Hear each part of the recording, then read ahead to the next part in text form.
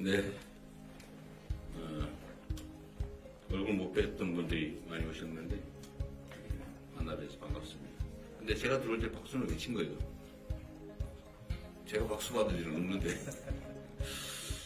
네, 오늘 민간에서 열심히 활동하시는 분들, 또 중요한 재정 담당자 여러분이 모이셨는데, 어쨌든 매우 중요한 자리가 될 것 같습니다. 지금 우리 시대의 과제는 성장을 회복하고 또 민생을 회복시키는 것입니다.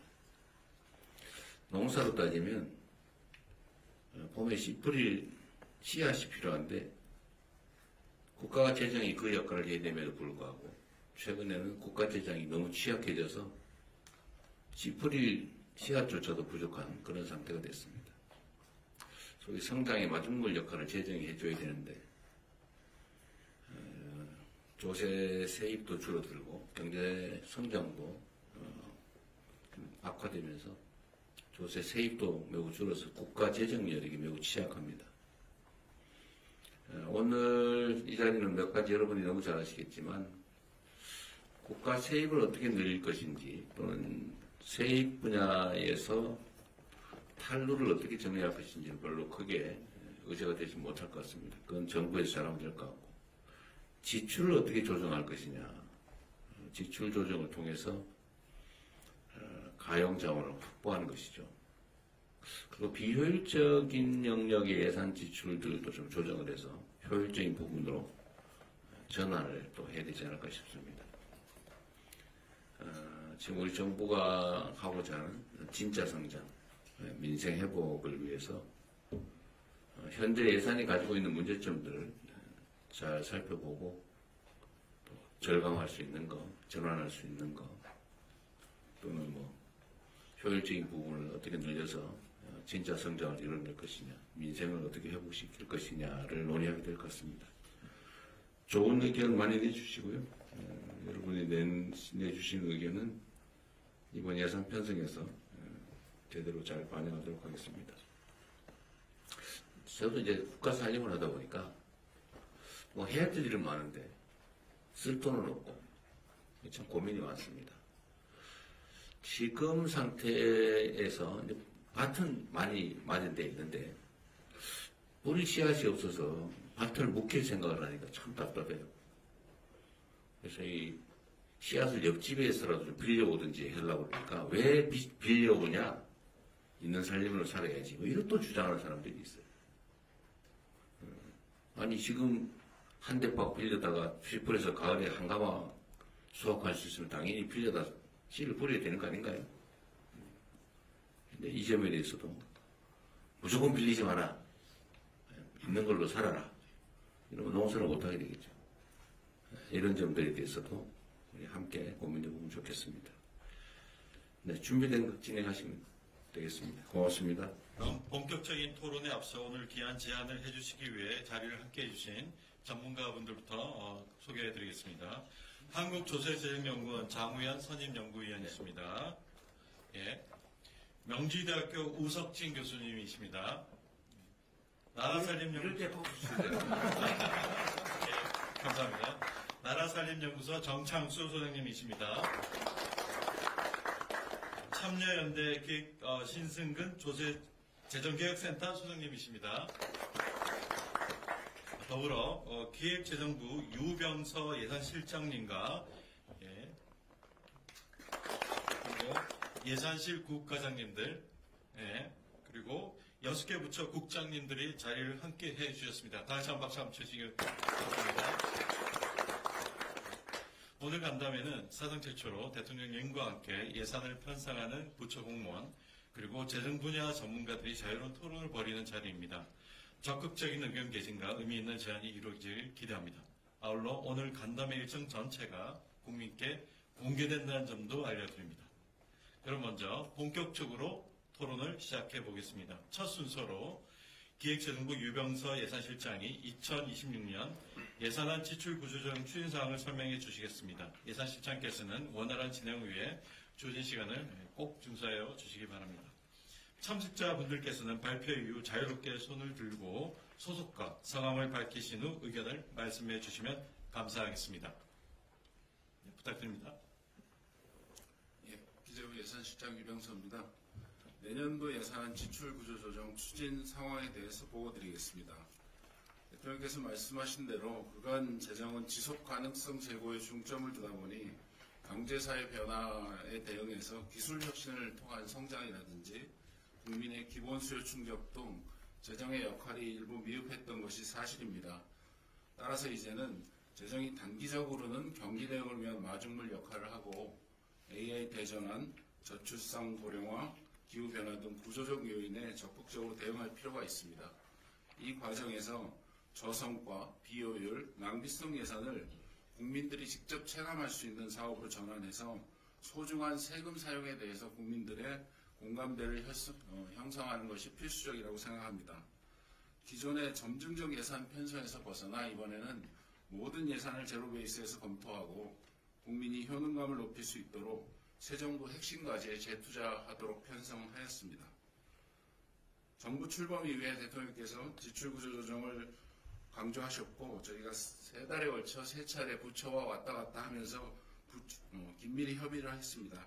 특히 7월 15일에는 국무회에서 대통령께서 낭비성 예산을 과감히 조정하고 효율적인 예산 편성이 가능하도록 하라는 말씀을 하셨고 직후에 관계부처 차관회의, 국민제안 수렴, 제3차 비상경제 TF, 장관협의회 등을 거쳐서 지출구조조정안을 마련했습니다. 추진 실적을 보고드리겠습니다. 총액으로는 역대 최고 수준인 27조 원 정도를 절감하였고 재량 지출은 25조 원, 의무 지출은 2조 원 수준을 절감했습니다. 이쪽입니다. 구조조정 대상 1만 7천 개 중에 4분의 1 수준인 4,400개 사업을 감액했습니다. 이번 구조조정 과정의 3가지 특징을 간단히 말씀드리면 첫째는 단순히 감액만 하는 것이 아니고 사업 전반에 대해서 효율화, 재구조화를 추진했고 폐지 사업도 25년에 한 200여 개에서 이번에는 1,300개 정도를 적극적으로 폐지하고 구조 전환했습니다.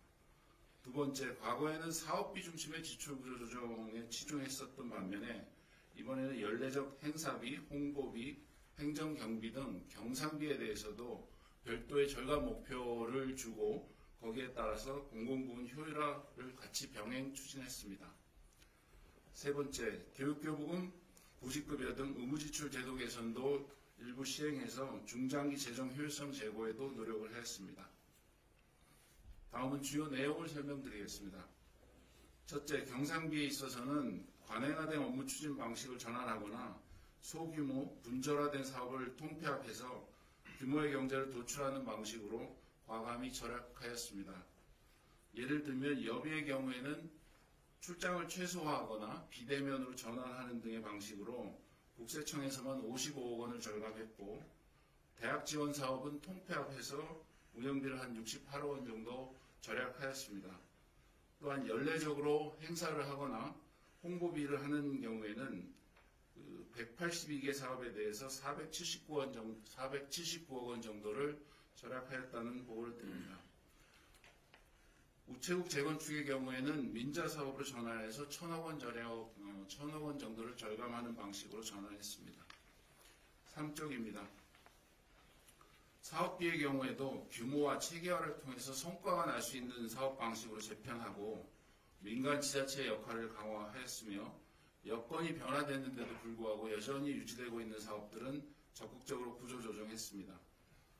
예를 들면 출연연의 소규모 수탁과제는 한 5천억 정도의 사업을 감축해서 한 100여 개의 대형 과제로 전환하는 방식을 취했고요.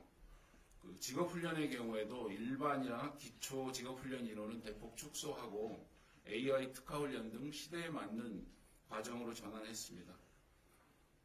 금융지원의 경우에 좀비 우량 중소기업의 금융지원은 7천억 정도 축소했고 단기간에 급증한 ODA 같은 경우에는 1조 원 이상을 감축해서 정상화된 트랙으로 오도록 했습니다.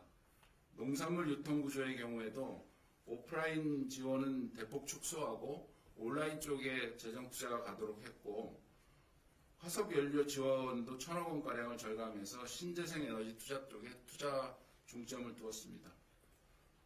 구형 재래식 무기 도입은 중단하도록 폐지했고 AI 드론 로봇 등 최첨단 무기 체계에 투자될 수 있도록 전환하였습니다. 의무 지출의 경우에는 교육세 배분 구조를 개편해서 교육교 부금을 축소하였고 구직급여의 경우에도 인정기준 강화 등을 통해서 도덕적 해이를 최소화하도록 하였습니다.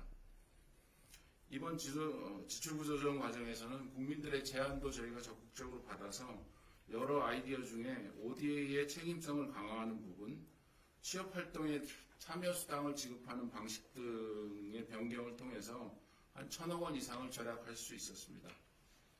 앞으로도 국민참여 예산 플랫폼에 지출 효율화 관련 국민제한 창구를 상설화하고 국민제한 활성화를 위한 포상금을 상향하는 등의 검토를 해나가겠습니다.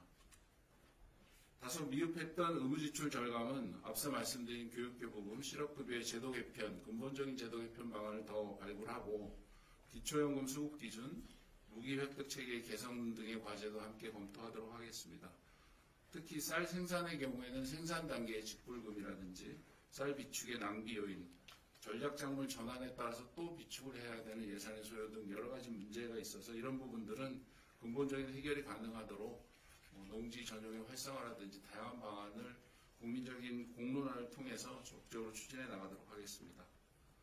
마지막으로 예산 편성은 국민이 정해주신 국정 기조에 따라 국가의 재원 배분을 재구조하는 것이 저희 업의 본질이라고 생각합니다. 저희가 예산을 하다 보면 예산은 쪼개지거나 흩어지면 굉장히 약해지고 구조조정을 통해서 모으면 큰 힘과 성과를 낼 수 있습니다. 예산실은 대한민국의 CFO로서 이러한 사명을 다하도록 부단히 노력하겠습니다. 감사합니다.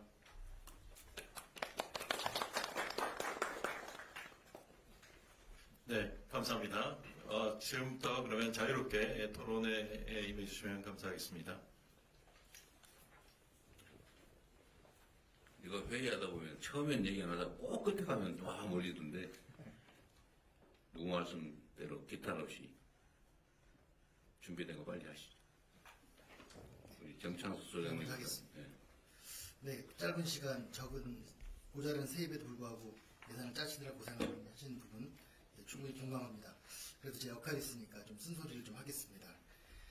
첫 번째는 이 자료 공개 문제입니다. 지금 이 예전보다 저희가 매년 이 지출구 조정에 대한 보도 자료를 보면 몇 건의 사례를 들고 큰 액수만 제시하는 것으로 끝나는 경우가 많습니다. 전체 리스트를 공개한 적이 없습니다. 지금까지. 네, 그래서 원칙과 기준, 이런 금액이 나오게 된 과정을 공개한 적이 없기 때문에 그 조정 내역은 저희가 나중에 더듬이로 확인하는 그런 과정을 거칩니다. 이번에도 1,300개 사업이 폐지됐다고 하는데 이것이 9,350개의 세부 사업 중에 일부인지 종료 사업은 얼마나 있는 것인지, 왜냐하면 진짜로 9,300개나 1,400개는 엄청난 일이거든요. 그래서 그런 부분 때문에 저희는 구체적 내역을 보고 하는 과정을 거쳤으면 좋겠다는 생각을 하는 거고, 그리고 의견을 수렴해서 지출구조 조정을 하면 좋을 텐데 조정을 다 끝내고 저희가 나중에 의견을 받는 게 좀 아쉬운 측면이고요. 그래서 이런 부분들이 이 사후에 낭비라든가 이런 부분들을 막지 못하는 여러 가지 요인 중에 하나가 되는 게 아닌가라는 생각입니다. 네, 이렇게 하시죠. 이걸 다시 한 다음 얘기하면은 다 잊어버리거나 이러니까 일단은 요 얘기부터 먼저 한번 해볼게요. 자료 공개를 이때까지 안 했다고 하는데 리스트를 공개하지 않았다. 그러니까 뭘 조정했는지. 근데 안 할 이유가 없어 보이는데 왜 그랬을까요? 저희가 이번에는 하기로 하죠 그냥. 일단 예전에 하면 안 돼? 아니, 국가예산을 할수 있습니다. 아니 국가예산을 다 국회로 다 보낼 거고 예, 맞습니다. 그 집행 자체는 비밀도 아니고 예. 그런데 안 공개할 이유가 없는데 이런 오해를 받을 필요가 없잖아요. 옛날에 어떻게 했는지 모르겠는데 예. 공개하는데 문제가 있어요? 없습니다. 없으면 저희가 해요 그냥. 모든 예산은 자세한 예산서를 만들어서 국회에 제출합니다. 이제 그 중에 어떤 부분이 자, 네, 알겠습니다. 우리 예산실장님 사연도 많고 그럴 텐데 예. 이 과정 자체를 그냥 미정 상태에서 공개하는 게 좀 어려울 수도 있을 것 같긴 하고 그러긴 한데 우리 정창수 소장님 말씀은 이 의사결정 과정을 다 공개하라는 건 아니죠. 아니죠. 그러니까 어쨌든 확정된 거는 다 공개하자. 별로 문제 없을 것 같은데. 예, 저희가 아까 말씀하신 네, 그럼 다 공개하도록 하겠습니다. 예, 그렇게 공개하겠습니다. 네, 공개하시고요. 그다음 두 번째로 의사결정 전 단계에서 의견 수렴을 하고 했으면 좋겠는데 사후적으로 통보만 받는다 뭐 그런 말씀인데 요거는 다음부터는 올해는 시간이 없어서 그랬고요. 다음부터는 최대한 미리미리 우리가 자리를 마련할 거고 민간 전문가나 민간 단체들에서도 미리 좀 의견을 좀 준비하셔가지고 토론을 좀 하고 우리 돈 받으면 좋잖아요. 우리는 해야 될 일이니까 올해는 시간이 좀 짧아서 못했을 것 같고요. 앞으로는 이 문제도 의견을 최대한 수렴해서 하라고 해서 여러 차례 지금 지시를 하고 있기 때문에 내년부터 실행이 될 겁니다. 또 다음 얘기하시죠. 하나만 더 말씀드리면, 이 예산을 짜다 보면 이렇게 사업을 폐지하는 것도 있지만, 양저절로 대부분 이제 이 지출구 조정을 한다고 생각하는 경우가 많습니다. 정말 제가 중요하게 생각하는 것은 지출구조 조정은 예산을 재원을 확보하는 것만 있는 게 아니라 이 기회에 아예 사업의 방향, 지출구조를 바꾸는 게 핵심이다. 네. 그렇기 때문에 좀 양 조절에 이제 집중하는 것은 좀 문제가 있다는 거고 사례를 하나 드리면 뭐가 있냐면 문재인 정부 동안 적재정 하라고 하고 윤석열 정부에서 건전재정 하라고 하니까 문재인 정부 5년 동안 융자금 출자금을 29조에서 47조로 늘렸습니다. 그리고 윤석열 정부에서는 출자금을 10조에서 6조로 줄였습니다. 그러니까 이런 게 이제 실무상 어쩔 수 없는 일이긴 하겠지만 이런 것이 중심이 되어서는 안 된다. 새 정부에서 그러면 안 된다는 게 제 의견입니다. 네. 계속하시죠. 끝이에요? 아니, 그리고 지금 여기서 하나 더 제안을 드리면 국민제한 창구 상설화 포상금 상향 이런 문제가 있는데요. 저는 이 민주정부에서 오랜 수건 중에 하나가 납세자 소송 제도가 있습니다. 노무현 정부 때 100대 국정과제 중에 하나였는데 실행이 안 됐고 문재인 정부에서도 100대에 들어있지만 실행이 안 됐습니다. 이 납세자 소송 제도는 예산 낭비한 곳에 대해서 소송을 걸어서 나중에 환수하면 그 일부를 돌려준 제도인데요. 이번 용인경전철 사건처럼 주민소송 같은 그런 개념이 약간 좀 비슷한 개념입니다. 그래서 분명히 이제 문재인 정부 때까지는 법적으로 문제가 없다까지 갔는데 제도적으로 실행이 되지 않았기 때문에 오히려 적극적으로 주로 이제 미국 같은 경우는 이거를 기업인들 대상이 좀 이렇게 소유 영수증이라는 게 있기 때문에 많은데 이게 남발되면 행정할 수 없다는 그런 위험이 있겠는데. 네. 그래서 그 남발에 대한 통제 문제는 또 법원이나 이런 부분에서 이미 한 200년 가깝게 미국에서 시행을 했기 때문에 충분히 조절 가능하다고 생각합니다. 그래요. 좀 검토해 볼게요. 이거 별도로 보고를 한번 해주세요. 누가 할까요? 납세자 소송 얘기는. 네, 정치 하시는? 네. 요거는 별도로 한번 보고를 해주세요. 네. 중요한 의제 같습니다. 네. 다 했어요? 다른 분도 말씀드릴게요. 네. 미스 많이 하세요. 정창수 소장께서는 또 나중에 주제 제안이 있으면 주제 제안은 나중에 나중에. 또 하시면 네. 될 것 같습니다. 다른 뭐 분 이런 얘기가 아주 도움이 되는데. 저 그거 하겠습니다. 네. 마이크 누르시면 돼요. 네. 네, 안녕하십니까. 신승근 소장입니다.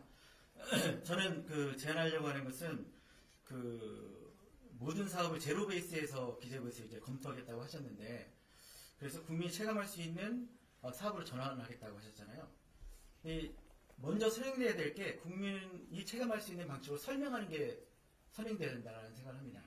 그러니까 일본의 민주당 정권이 국민의 관심을 집중적으로 받을 수 있었던 게 사업 구분을 했거든요. 그러니까 공개 토론 방식으로 TV와 인터넷을 통해서 국민들이 참여할 수 있게 해준 거죠. 그럼 이제 얘기를 좀 더 해드리자면 그런 겁니다. 이런 생각을 왜 하게 됐냐면 지금 우리나라가 재정이 부족하고 미래의 재정 수요가 증대될 거에 대해서는 모두 공감하고 있습니다. 그런데 경제 전문가와 국민이 생각하고 있는 재정 부족 원인이 좀 다릅니다. 경제 전문가는 국제 예산이 늘어나니까 재정이 부족하다고 생각하고 있지만 국민들은 쓸데없이 생각하는 돈이 많다 이런 생각도 하고 있는 거거든요. 쓸데없이? 네, 쓸데없이 생각하는. 네, 낭비가 네, 많다라는 생각을 하고 있는 거죠. 그러니까 우리가 재정을 충당하기 위해서 증세를 한다거나 국가 부채를 늘린다거나 아니면 복지 예산을 감소시킨다고 하면 국민들이 거기에 대해서 잘 공감을 안 하는 거죠. 왜? 아낄 돈이 있는데 왜 세금을 더 얻고 부채를 더 늘리고 우리가 받고 있는 혜택을 줄이냐라는 겁니다.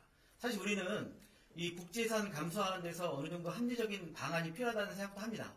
하지만 국제예산을 받는 사람 입장에서는 자기가 받던 혜택이 줄어드는 거거든요. 그러니까 당연히 반발을 하는 거죠. 그래서 국민들에 대해서 정부가 낭비성 예산을 절감하겠다는 그런 노력이 먼저 선행돼야 된다고 생각합니다. 그래서 제가 이제 이름을 붙여본 국민 참여형 예산 재검토인데요. 일본에서 했던 것처럼 국민들이 참여해서 예산을 재검토할 수 있도록 해줄 필요가 있고, 그런 과정을 통해서 국민이 예산에 대해서 관심을 가지고, 그리고 행정의 투명성이나 불필요한 사업 폐지, 축소, 재검토에 참여할 수 있게 해줘야 국민들이 이제 그 다음에 이렇게 재정이 부족하니까 복지 예산을 좀 줄이겠습니다. 아니면 세금을 좀 더 걷어야겠습니다. 아니면 국가 부채를 좀 증가시키겠습니다라고 하면 거기에 동의해 줄 수 있다는 거죠. 그래서 저는 정책이 올바름을 주장하는 것도 좋지만 실현 가능해야 된다고 생각합니다. 그 실현 가능성이 두 가지인데요. 경제적 실현 가능성과 정치적 실현 가능성이죠. 경제적 실현 가능성으로 보면 국민들은 이제 그 재정 낭비를 감소시키면 이 돈으로 앞으로 우리 재정 부족권이 해소될 수 있다고 생각하지만 사실 그렇진 않죠. 어차피 계속 재정 부족할 겁니다. 그래서 정부에서 최대한 구체적인 숫자 등을 제시해서 국민과 소통하는 노력이 필요합니다. 그리고 정치적인 실현 가능성에서는 국민의 여론을 받아들여서 우리가 아낄 수 있는 돈이 사실 많지 않을 겁니다. 그렇더라도 규모와 관계없이 재정 낭비를 줄이고자 하는 노력을 보여주는 게 필요하지 않나 이렇게 생각합니다. 이상입니다. 네. 우석진 교수님. 네, 말씀. 명의대학교 우석진입니다. 시장님 얘기 잘 들었는데 27조를 절감한다는 얘기는 사실은 듣기 좋은 얘기지만은 사실은 굉장히 큰 규모이기 때문에 국민 입장에서 보면은 사실 믿기가 좀 어려운 숫자인 것도 사실일 것 같습니다. 이거 부풀려진 거 아니냐 뭐 이런 생각이 하나. 설마 그러겠어요.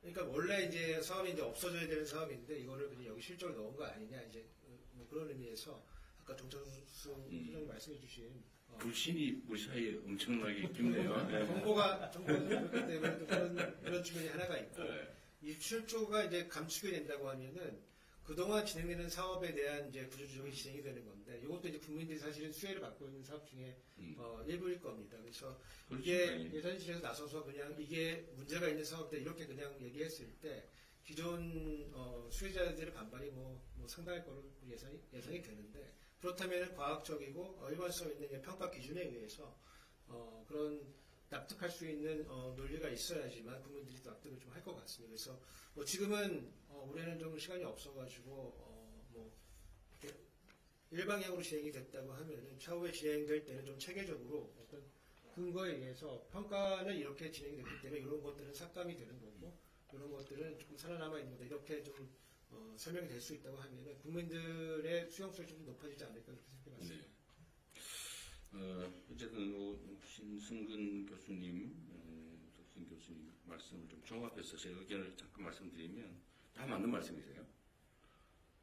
근데 저도 사실은 이 예산 이제 시민단체 활동할 때도 뭐 참여 예산 이제 주장도 해보고 또 시장 도지사 하면서 예산 실제 편성도 해보고 했는데 제가 이 국가 예산을 한번 들여다보고 좀 불필요한 거는 없애고 효율성이 낮은 건 좀 바꾸고 이렇게 해보려고 마음먹었는데 지금 못하고 있어요. 너무 방대해서 이 실제로 거의 불가능하더라고요. 그래서 결국은 이제 관련 공무원들하고 부처에 맡겨놓을 수밖에 없는데 하여튼 저는 여기 이런 측면에서 국민들 관심이 진짜 필요하다고 생각해요. 예를 들면 예산을 전부 공개를 하면 지금 그러면 관심 있는 쪽이 다 들여다보고 이거는 좀 비효율적인데 이건 하면 안 되는 건데 뭐 이런 것들을 평가를 해야 되잖아요. 그런데 예를 들면 어떠세요, 신 교수님? 연간 예산이 이제 어쨌든 국회에서 편성이 되면 공개가 되잖아요. 네. 그거 다 들여다보세요. 아니 못 보죠. 그러니까 그게 문제예요. 저는 이제 관련 공무원들한테도 우리 대통령실에도 좀 그걸 다 들여다보고 좀 조정을 좀 하면 좋겠다 하는데 막상 보려니까 너무 많아가지고 아무도 사실은 못 보는 상황이더라고요. 근데 예를 들면 어떠세요? 우리 우석진 교수님도 그거를 공직자들은 자기가 하는 일이기 때문에 당연히 옳은 일, 필요한 일을 했다고 생각하고 있죠. 맞습니다. 얘 스스로 뭐 잘 못 바꿔요. 아니 옳다고 생각했는데 그걸 내가 잘못했구나 그럴 리가 없잖아요. 그래서 그건 결국 외부에서 해줘야 되는데 근데 그게 이제 민간 시민단체나 한 국회의 몫이잖아요. 네, 그래서 제가 국회도 좀 잠깐 있어 봤는데, 그 역시 너무 방대해가지고 예산 결산 담당하는 국회의원들도 내용을 다 파악을 못 하더라고요. 그래서 뭐 몇억, 몇십억짜리 이런 거 아예 못 보고 정치적 쟁점 되는 것들밖에 못 보는데 결국 그러면 국민들이 집단지성을 통해서 보는 게 제일 좋잖아요. 눈이 이렇게니까. 그잖아요. 그죠? 네. 근데 실제로 어떠세요? 시민단체들이나 민간에 우리 장탐수 수장님도 나라 살림 연구를 하시는 분인데 다 들여다 보실 수 있어요? 당연히 못하는데요. 그럼 어떻게 해야 돼요? 이거를 저는 봐야 된다고 생각해요. 예를 들면 담당 공무원 또는 담당 부처는 당연히 자기들이 하는 일이니까 하는데 관성이 생기잖아요. 그러면 새로운 시각으로 또는 제3자의 시각으로 냉정하게 이걸 보고 분석해야 되는데 누가 합니까? 대통령이 말씀이 맞습니다.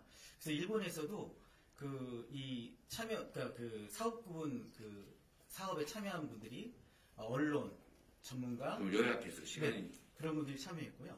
그래서 결국 많은 사업 중에 전문가나 그 언론들이 먼저 사업을 선별해야 됩니다. 쟁점 사업을 먼저 선정해서 거기에 대해서 토론을 하는 거죠.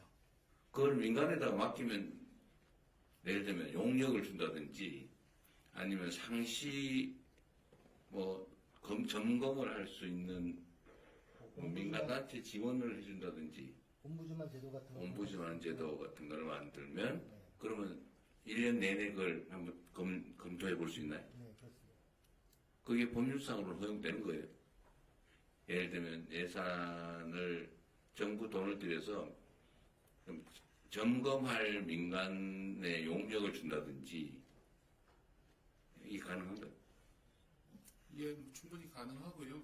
저희가 전문가들 그룹 쪽으로 이제 보조금 평가, 존집 평가, 뭐 여러 가지 평가들을 해서 많이 의견 수렴을 하고 지구조의 경우에도 우리 재정기획보좌관님도 예전에 참여하셨었는데 분야별로 전문가 그룹들을 만들어서 저희가 지구조가 뭐가 필요한지 지출구조 조정이 이런 부분들을 상시적으로는 하고 있습니다. 근데 말씀하신 국민들께서 직접 제안하는 부분은 요번에 의견을 듣거나 이런 부분들에 대해서 저희가 상시적으로 하려고 하는데 사실 잘안 되죠. 이게 이번에도 제가 사실 지시를 해가지고 국민들 의견을 예산 편성에 받았잖아요. 예, 얼마 동안 받았죠? 저희가 한 열흘 정도 받았는데 열흘 정도. 실제로 한 60여 개밖에 안 들어왔고 대부분 이제 교육청이라든지 이게 근데 상황이 여기서 참여하신 분들 그거 한 거 알고 계세요? 네, 알고 의견 받는 거? 의견 내셨어요? 저희는 따로 따로? 요번에 저 정창수 소장님 주신 것 중에 저희가 반영을 해서 거의 한 4, 5조 정도는 요 안에 포함이 되어 있습니다. 실무적으로 한번 의견을 회의를 평소에 했습니다. 하고 이런 회의를 있어서. 한 달 전에. 근데 이건 역시 여기 전문가분들은 중요한 것 몇 가지 관심 있는 부분을 보시지 전체를 보지 못하죠. 전체를 한번 점검하는 시스템을 만들어야 되겠어요. 그죠? 예산정책처가 그런 취지로 원래 만들어졌고 일정 부분 그 역할을 하긴 하죠. 국회 예산정책처. 맞습니다. 의회에 보내면 예산정책처에서 세부 사업을 다 검토하고요. 국회 또 예결위에 각 상임위 예결위에 전문위원들이 있지 않습니까? 그분들이 검토를 해서 의원님들한테 보고를 하고 그런데 그 말은 맞는데 시스템이 다 갖춰져 있죠. 뭐 국가라고 하는 게 대한민국 정부 엉터리는 아니니까 당연히 그렇게 하는데요. 근데 내가 보기에는 어쨌든 수백조 원의 예산서가 어쨌든 엄청난 분량의 예산서가 올라오잖아요. 그죠? 그럼 그 안에는 뭐 몇천만 원짜리, 뭐 몇백만 원짜리부터 몇 억짜리 다 있는데 그걸 심의하는 걸 본 일이 없어요. 그게 삭감되는 것도 본 일이 없어요. 그냥 정치적 쟁점 되는 것들, 뭐 몇백억짜리, 뭐 몇십억짜리, 특별히 문제되는 거, 이런 건 하지, 이런 정말로 생활상에 관계되어 있는 것들을 자세히 해서 삭감한 사례를 본 일이 없거든요. 그게 제대로, 물론 뭐 우리 예산실에서 아주 치밀하게 잘 짜서 그렇겠죠. 예. 그런데 결과적으로 불만이 있는 거죠. 제 생각엔 1% 법칙이라는 게 있지 않습니까? 1% 국민만 이걸 이해할 수 있어도 제가 볼 때 크게 바뀔 것 같은데 이해하는 사람이 적기 때문에 이해하는 사람을 만드는 과정이 필요하다고 생각을 합니다. 50만 명의 국민이 이해를 하면 나라가 혁명이 되겠죠. 어쨌든 그 시스템도 한번 연구를 해보면 좋겠어요. 저는 민간단체들이 지금 자원봉사하고 있는데 예, 저희 예산 아무런 정책처하고 그다음에 말씀하신 대로 일종의 예산 NGO랄지 이런 것도 있고 그쪽에 뭐 지금 하고 계시는 일들을 조금 더 넓히고 제 언뜻 생각으로는 뭐 전국의 행정학 연구하는 분들에게 좀 이렇게 연구 과제도 주고 그래서 그런 뭐 방안들을 좀 검토해 보겠습니다. 추가로 대통령 제가 예결위 간사 출신으로 국회 예결위 간사에서 보면 말씀하신 대로 이게 이제 공개성도 좀 미비한 게 있고 또 그 공개된다 하더라도 투명하지 않다라는 점이 있고요. 공개되지 않고 투명하지 않은 와중에서 전문성부터 결여되고 무엇보다도 내가 꼭 해야 된다는 의식들이 없습니다. 그리고 외람된 이야기지만 우리 저기 예정처 출신의 분도 계시고 기재부도 계시지만 별 다르지 않습니다. 내용이. 그들 안에서도 그렇게 견제나 이런 관계가 이루어지는 건 구조적으로 아니고요. 제가 좀 제안드리고 싶은 건 오히려 부처별로 부처 안에서 이것들이 먼저 좀 걸러지는 자율적 시스템이 가장 우선합니다. 왜냐하면 이게 또 전문 영역으로 넘어가면 잘 모른다 이런 것들이 되게 많거든요. 꼭 필요하다라는 이런 문제가. 그래서 1차적으로는 부처에서 줄이고 부처에서 또 어디다 쓰고 싶어 하는 것을 한번 크로스 체크하는 게 되게 필요한데 그렇지 않고 필요한 요구는 기재부에 가서 하고 줄이는 요구는 안 하거든요. 그러니까 부처에서 어떤 약간의 실링의 개념처럼 많이 줄이는 만큼 많이 효율적으로 쓸 수 있게 해주겠다라는 것들이 시스템으로 반영되는 것도 한번 검토해 볼 필요가 있습니다. 조정의 결과물을 각 부처가 자율적으로 편성할 수 있게 해주자. 뭐 그 좋은 생각이네요. 하여튼 그런 문제가 있어요. 그러니까 이게 말은 다 맞는데 철저하게 감시하고 철저하게 걸러내고 해야 된다는 것도 다 맞는데 공자님 말씀인데 이게 현실에서는 쉽지 않더라. 뭐 그걸 어떻게 가능하게 만들 거냐를 사실 논의해야 되는 거죠. 네. 예, 저희가 만들고요. 저희 뭐 비서실 내 우리 회의체에서도 한번 논의하고 네. 협조하고 해서 저희가 만들어서 사실 민간단체에도 좀 지원을 해줘가지고 차라리 좀 검토를 일상적으로 할 수 있게 해주는 것도 한번 연구해 보시죠. 지원되는 예산보다 훨씬 더 많은 절감 효과가 있을 것 같긴 해요. 네, 한번 해보시죠. 네, 알겠습니다. 네, 대통령 지금 뭐 초반이지만 굉장히 열띤 토론이 되고 있습니다. 또 이 민간 전문가들께서 가지고 온 좋은 주제가 있습니다. 네. 그래서 먼저 세 분의 민간 전문가들이 가지고 오신 제안을 듣고 그리고 해당되는 주제에 대한 부처 공무원들과 예산실에 또 토론을 하시면 좋을 것 같습니다. 먼저 순서에 의해서 한국조세재정연구원 장우현 선임연구위원께서 효율적 재정 지출을 위한 중소기업 정책 재구조 제안을 먼저 제안을 해주시고 다음 우석진 교수, 정창수 소장께서 각각 제안을 해주시면 전체를 다 듣고 나서 토론을 하도록 하겠습니다. 토론자께서 제안자께서는 주어진 시간 안에 해주시면 감사하겠습니다.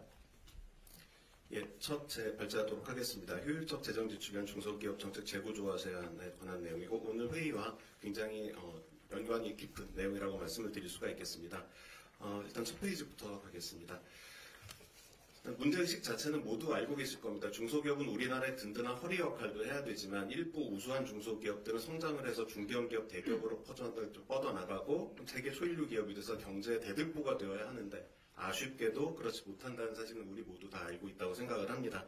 그래서 우린 두 가지 질문을 좀 던지고자 합니다. 과연 우리나라 중소기업이 열악하기 때문이냐? 그래 성장을 할 수가 없는 것이냐? 두 번째로는 우리나라 전략이 이미 성장 지향적으로 잘 짜여져 있는데도 이렇게 안 되는 것이냐라는 것인데 오늘 드리고 싶은 문제 제기는 두 가지 다 사실이라고 보기 좀 어렵다는 내용으로 말씀을 드리고 싶습니다. 이 페이지에 말씀드리겠습니다. 중소기업은 단순 평균을 해서 대기업하고 소상공인까지 다 포함한 중소기업을 이렇게 만든 다음에 중소기업은 다 좀 불쌍하고 안 되고 성장 여력이 없고 대기업만 중심인 것처럼 이야기하지만 한국 평가 데이터 그리고 전수조사인 통계청 경제총조사를 가지고 증거 기반으로 본다면 그런 것은 좀 받아들이기 어려운 편견이라고 말씀을 드릴 수가 있겠습니다. 3페이지 보여드리겠습니다. 3페이지는 소상공인을 제외하고 우리나라 중소기업을 10개 그룹으로 나누고요. 수익성이 높은 중소기업부터 이제 낮은 중소기업으로 10개씩 나누고 대기업을 10개씩 나눈 그림입니다. 보는 분들이 많이 놀라시곤 합니다. 이게 왜냐하면 지금 선 그래프가 수익성입니다. 그리고 위에 있는 그 선 그래프가 놀랍게도 중소기업 쪽입니다. 따라서 중소기업 상위 10%의 중소기업들은 100원의 자산을 가지고 47원의 영업이익을 만드는 정말로 높은 수익성을 보이고 있습니다. 대기업은 20%에 불과합니다. 쭉 그리고 아래에 있는 막대 그래프는 자산의 규모인데요. 가지고 있는 자산의 규모인데 아쉽게도 상위 10%의 중소기업은 35조 원밖에 가지고 있지 못합니다. 반면 상위 7이라고 된 데를 보시면 대기업이 이쪽이 문제인데 1,500조 원의 자산을 가지고 0.94%의 영업이익을 실현하고 있습니다. 따라서 저의 의문은 이런 자산들이 왜 더 효율적인 중소기업으로 가서 더 성장하게 만들지 못하느냐에 대한 문제를 말씀드리고 싶습니다. 그래서 이렇게 우수한 중소기업이 많다는 걸 보여드리고 싶고 수익성 측면입니다. 다음 페이지 보시겠습니다. 그럼 임금도 궁금하실 겁니다. 임금 같은 경우는 아무래도 대기업이 더 많이 주는 것은 사실입니다. 여기서는 차이가 있지만 여기서도 굉장한 오버랩이 있습니다. 여기서는 막대 그래프가 임금의 수준이고 왼쪽을 보시면 되는데 보라색이 상위 10% 대기업, 하늘색이 중소기업입니다. 1위라고 된 곳을 보시면 상위 10%의 대기업이 7천만 원 이상의 2011년입니다. 지급액을 주고 있지만 상위 10%의 중소기업도 5천만 원 가까운 돈을 주고 있고 이것은 세 번째 대기업보다도 높은 수준의 임금입니다. 또 고용자도 거기보다도 높습니다.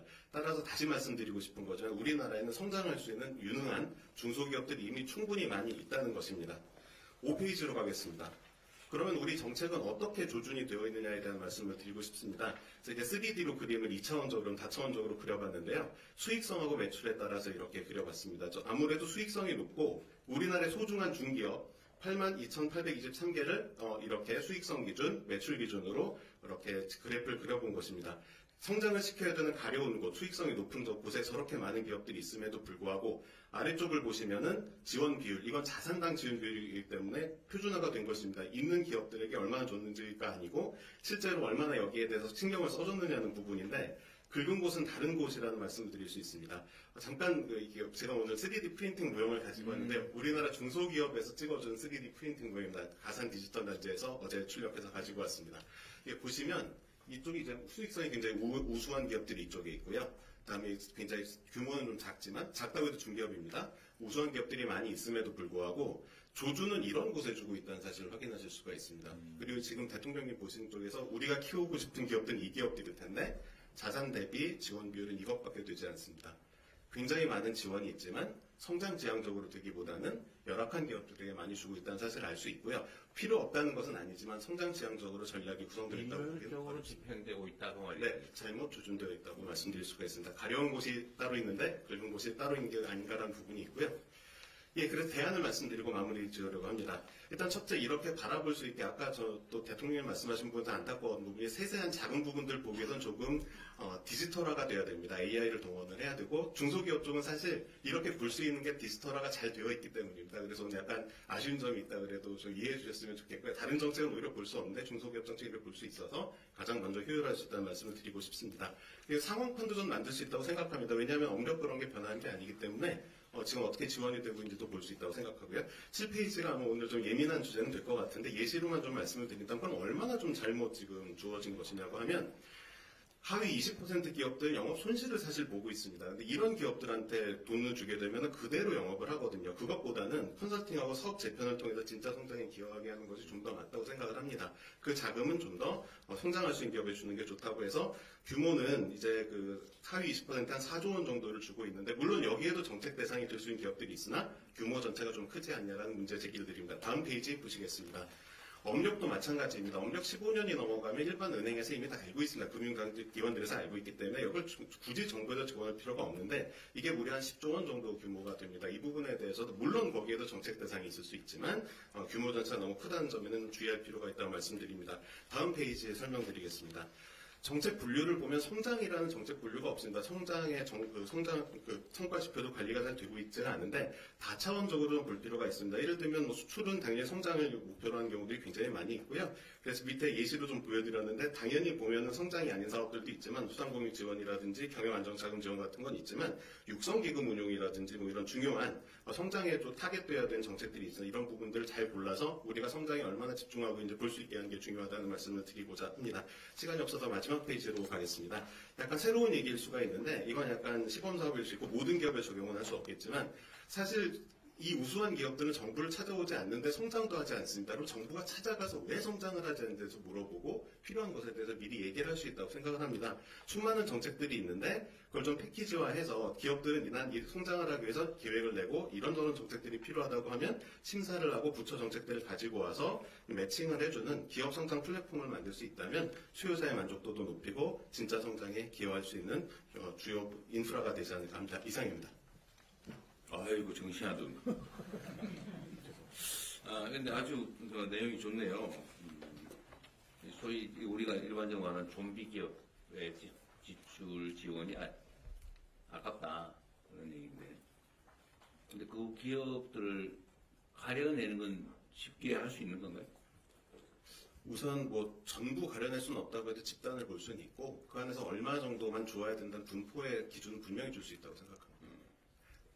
중소기업부가 어떤 이 엄청나게 많은 종류의 다양한 기업들이 있는데 그걸 분류해가지고 거기 특성에 맞는 지원들을 해야 되는데 지금 그냥 쏟아붓듯이 하고 있는 거죠. 똑같은 정책을 살포하듯이 뿌리고. 네.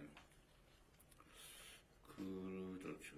근데 이 중소기업부가 인력이나 이런 것 때문에 사실 어려운 게 있지 않나? 산업예산과장님 안 계신가요? 이게 그러면 주제별로 토론을 일단 네, 발표된 거 얘기 좀 듣고 가시죠. 지나가면 다 잊어버리니까. 네, 그러면 먼저 이거 대통령 질문에 대해서 중소벤처기업부나 아니면 기재부 얘기하면 다 들어보시죠. 이게 이야기 한번 중요한 지적 같은데.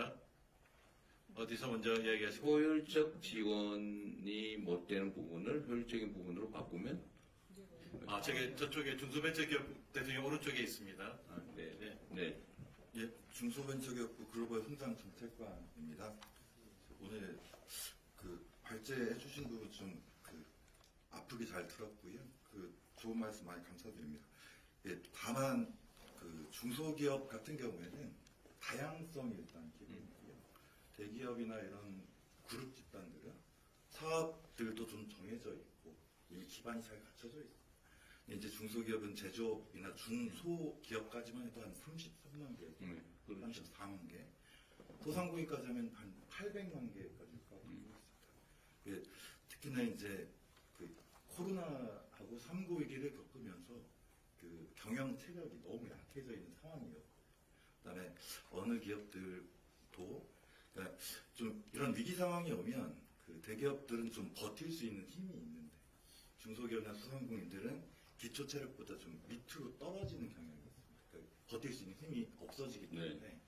그래서 저희가 이제 말씀 주신 부분에 대해서는 필요성을 인정을 하고, 그다음에 저희 정책들도 좀 다양한 부분들을 갖추고 있습니다. 다만 최근에 한 4, 5년 정도는 성장 촉진보다는 안정, 이 부분에 좀 균형이 좀 치우쳐 있었다. 성장보다는 생존에. 예, 그렇습니다. 그래서 사실 코로나 3구 위기 때 많은 어려움들이 있었고요. 그다음에 그 부분들을 특히나 중소기업들이 성장을 벤처기업이나 유니콘들이 중견기업을 성장하는 부분도 충분히 가능성이 있지만 일자리라는 측면과 경제 밑바닥을 받쳐주는 측면이 있기 때문에 저희가 그렇게 좀 정책적으로 또 기재부와 같이 협의를 했었는데, 사실 우리 새 정부 출범하면서 앞으로 인공지능이라든가 성장을 더 이상 미룰 수 없는 시기가 되었다고 저희도 판단을 하고요. 특히나 오늘 말씀 주신 부분 중에 저희가 그동안 심스라고 해서 지원 이력 관리 시스템 같은 것도 있는데 현황 중심의 관리였습니다. 그래서 그게 아니라 앞으로의 목적, 성장이라든가 이런 부분들을 추가해서 다차원적 분류 체계를 좀 갖추고 트래킹을 해나가는 부분들은 정말 필요하다고 판단이 들고요. 그다음에 지금 또 저희 부에서도 국정위와 같이 국정과제에 참여를 많이 했는데 새 정부 국정 철학이라든가 정책 방향에 맞게 저희 모든 예산 사업이나 이런 방향들을 좀 더 성장 지향적으로 고민을 할 계획입니다. 다만 너무 다양하다 보니까 한꺼번에 다 바꾸기 또 쉽지 않은 부분이 있고요. 이러한 좀 균형이나 밸런스를 거시경제적 여건이라든가 기업 환경에 맞춰서 저희가 적극적으로 좀 검토할 계획입니다. 그래서 제가 아까 이 분류가 가능하냐고 물어본 이유가 사실 그건데요. 중소기업부 입장에서는 너무 많으니까 이걸 따로따로 관리하는 게 쉽지 않다. 그러니까 일률적으로 살포하듯이 물수대로 물 주듯이 이렇게 쭉 뿌릴 수밖에 없다. 이런 얘기일 텐데 그래도 이렇게 분류했잖아요. 그죠? 이 분류를 해서 효율적인 부분에 더 집중하고 비효율적인 부분을 줄여나가는 거는 좀 체계적인 노력이 더 필요할 것 같긴 해요. 국책연구원의 역할이기도 하기 때문에 함께 노력하겠습니다. 예산실에서 또 의견이 있을 것 같습니다. 네, 산업중소벤처예산과장입니다. 말씀하신 선업연구원님의 말씀의 정책 방향에 충분히 동의를 하고 굉장히 이제 좋은 포인트를 짚어주셨다고 생각을 합니다. 다만 이제 중소부 벤처기업부에서도 말씀을 하셨듯이 현장에서는 이제 다양한 정책 수요가 있기 때문에 이거를 조금 섬세하게 접근을 할 필요는 있습니다. 예를 들어서 이제 혁신 스타트업 같은 경우에는 이제 수익성 기준으로만 이거를 이제 지원을 배제를 하게 될 경우에는 지금 현재는 이렇게 수익을 내고 있지 않지만 적자 상태이지만 혁신 기술을 가지고 있어서 향후 몇 년 이상 더 지원을 해줬을 경우에 이게 수익률이 이제 더 높아질 수 있는 그런 기업들도 있고, 그다음에 이제 업력 15년 이렇게 말씀을 하셨는데, 이제 업력 15년은 초과한 기업 중에서도 이제 중견 기업으로 성장 사다리로 진화할 수 있는 스케일업 하고 싶어하는 그런 기업들도 있습니다. 그래서 그런 기업들에 대해서는 좀 포커스를 맞춰서 좀 초점 지원을 해야 된다. 그래서 이제 저희가 이제 이 26년도에 중소기업 지원 사업의 이제 편성 방향은 말씀하신 방향을 사실은 많이 담았습니다. 그래서 좀비 기업을 양산하는 그 금융에 대해서는 저희가 0.7조 원을 감액을 했습니다. 여기서 이제 좀비 기업이라고 하는 기준을 좀 만들었는데요. 좀비 기업이라 하면은 업력 15년 이상이고 그다음에 수익률이 이자율보다 낮은 그런 기업들, 그리고 플러스 이제 융자금을 상환하지 않고 이거를 부도 처리한 다음에 다른 기업으로 재창업하는 기업들, 이런 기업들은 좀비 기업이라고 보고, 그 좀비 기업에 해당하는 그 중진 융자하고 그리고 이제 민간 금융을 충분히 활용할 수 있는 신용 등급이 높은 기업들이 있습니다. 그래서 그 고신용 기업에 여전히 중진 융자가 나가고 있는 부분이 있는데 그 부분을 저희가 0.7조 원을 감액을 했습니다. 0.7조 원을 감액을 했고, 대신에 이제 AI라든지 딥테크라든지 첨단 분야에 대해서는 모태펀드라든지 아니면 보증 이런 부분이 충분히 필요한 부분이 있어서 저희가 모태펀드는 역대 최대 규모로 이번에 확대를 했습니다. 그리고 이제 아까 이제 그 작은 기업들에 대해서 전반적으로 이렇게 저변을 확대하는 식의 이렇게 뿌려주기 식으로 지원을 하는 부분이 있었고, 그래서 그 부분에 대해서는 저희가 0.1조 정도 감액을 했고요. 대신에 저희가 이제 AI나 아니면 이제 첨단 분야, 이제 스마트 공장이라 하더라도 AI 트랙 이런 거를 별도로 신설을 해서 그 부분에 대해서 특화 트랙을 지원을 하는 것으로 방향을 좀 바꿨습니다. 그리고 이제 스케일업에 필요한 기업들은 아까 3D 프린팅에서도 말씀을 하셨는데, 그런 기업들은 어떤 특화 지원도 필요하고 융자도 필요하고 그다음에 뭐 금융도 필요하고 이런 것들이 좀 패키지로 필요한 부분들도 있습니다. 그래서 그런 유니콘 기업으로 성장할 수 있는 기업들, 그 다음에 스케일업이 필요한, 점프업이 필요한 기업들은 좀 저희가 집중 지원을 하기 위해서 이렇게 패키지 프로그램도 이번에 추가로 이제 반영을 했습니다. 그리고 아까 그 제도약을 말씀을 하셨는데, 이제 아까 그 0.7조의 융자를 감액을 했고, 그 다음에 이제 그 어떤 이 부분들, 사업 구조조단이 필요한 부분에 대해서는 컨설팅 예산이나 아니면 그 재창업을 하기 위한 그 펀드 부분, 그래서 제도전 펀드, 이런 부분을 조금 추가를 했습니다. 또 다른 분 의견 특별히 없으시면 말씀하시죠. 네, 구석진입니다.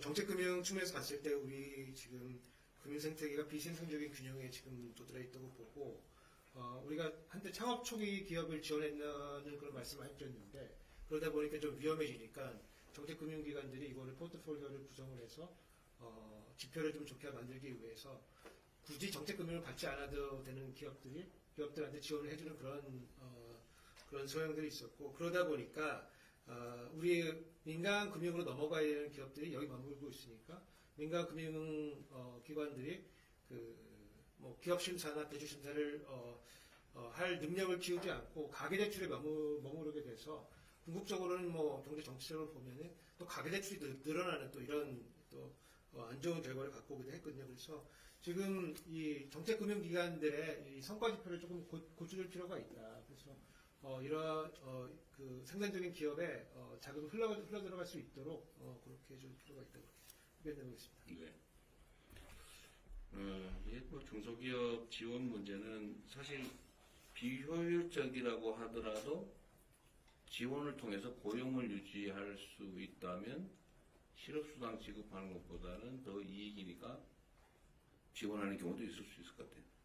이게 아주 기준은 매우 다양할 수밖에 없는데 그 기준에 숨어가지고 비효율적인 혜택을 받는 잡초를 뽑아내는 게 진짜 중요한데 잡초 뽑기가 쉽지 않죠. 좀 식별도 잘 안 되고 손도 많이 가고 시간도 없고 공무원들이 열심히 일할 수밖에 없을 것 같네요.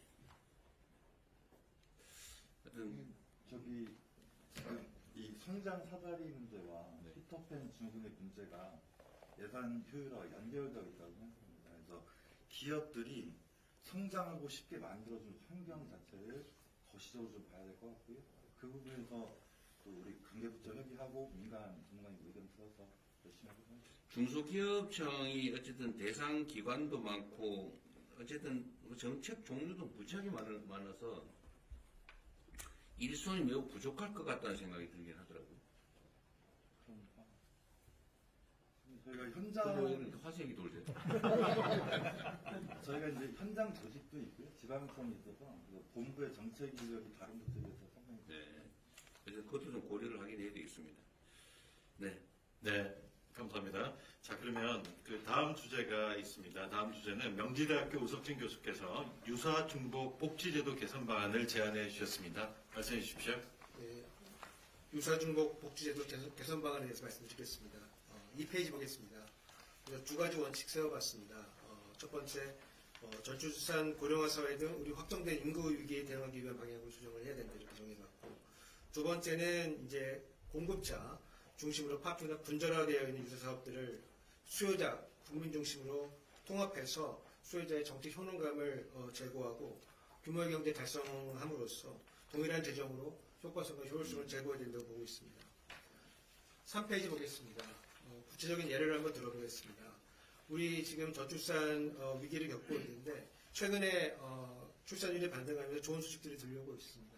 이때 우리 그 저출산에 대응하기 위한 다양한 이제 영리와 현금성 수단들이 있는데 뭐 전체적인 규모를 보나 아니면 현금급여를 보나 OECD 국가들보다는 좀 낮은 것이 사실입니다. 그럼에도 불구하고 연령별로 굉장히 복잡한 파편적 구조를 갖고 있어서 이 받는 그 가구 입장에서 보면은 효능감이 높지 않은 것이 또 사실입니다. 그래서 그리고 최근에 이제 부모급여가 이제 들어오면서 교육시설 이용하고 이게 연동이 되어 있는 바람에 저소득 가구의 경우에 이 소득 획득 목적으로 이 시설 이용이 필요한 아동들을 어린이집에 보내지 않는 이런 경향들이 좀 관측이 되고 있습니다.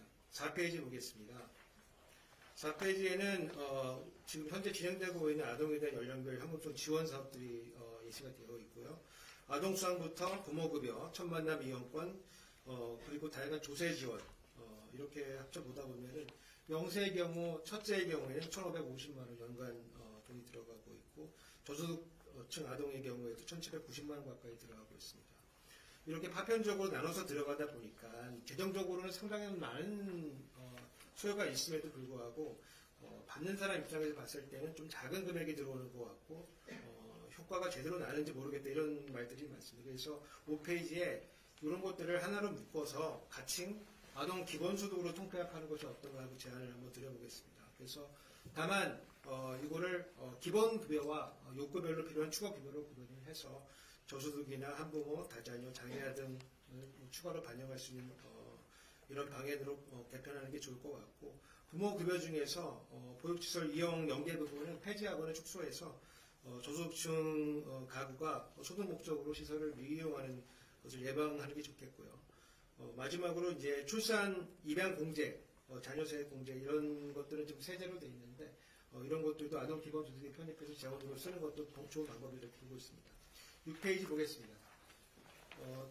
또다시 그 주목사업이 많은 것 중에 하나가 자산형성 사업들인데 이게 효과가 좋다고 하다 보니까 뭐 복지부에서도 8개 통장 사업에 플러스 하나까지 하면 9개의 사업이 들어가 있고 지방정부에도 이게 상당히 많이 들어가 있습니다. 그래서 중앙정부 사업이 21개, 지방정부가 33개로 제가 한번 세봤습니다. 그래서 7페이지 보시면은 부처별로도 지금 중앙정부에서 상당하고 지방정부에서도 지금 이게 효과가 좋다고 보고 필요하다고 보니까 상당히 이제 우죽수로 생겨가지고 국민들 입장에서 봤을 때는 너무 복잡하고 그리고 하나 있는 것도 받기가 좀 어려운 그런 사업입니다. 그래서 이런 것들을 통폐합을 해야 되는데 1단계로 8페이지 보시면은 복지부 있는 사업들을 통폐합하면 좋은데 국정기획위원회에서도 우리 아이 자립펀드하고 청년 미래적금을 좀 제한을 하고 있습니다. 그래서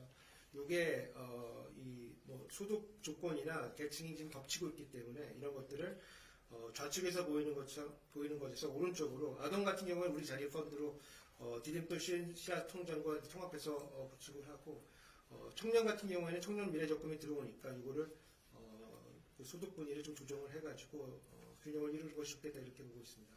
그리고 여기 나와 있지 않은 다른 중앙부처 사업들도 통합해서 운영하는 게 좋겠다. 그럼을 통해서 국민들의 접근성을 높이고 효능감 높이는 게 좋겠다 이렇게 보고 있습니다. 9페이지 보겠습니다. 근로장려금 구조 개편이 필요하다고 보고 있습니다. 최근에 이제 복지부 조사 지출이 늘어나고 있는데 그중 빠르게 늘어나고 있는 이유 중에 대부분은 근로장려금 때문이고 이게 2017년도에서 18년도로 넘어오면서 확대 개편하면서 원래는 1조에서 2조 정도 들어가던 사업들이 지금 올해 기준으로 보면은 5조 가까이 지금 들어가고 있는 그렇게 사업이 늘어나고 있습니다.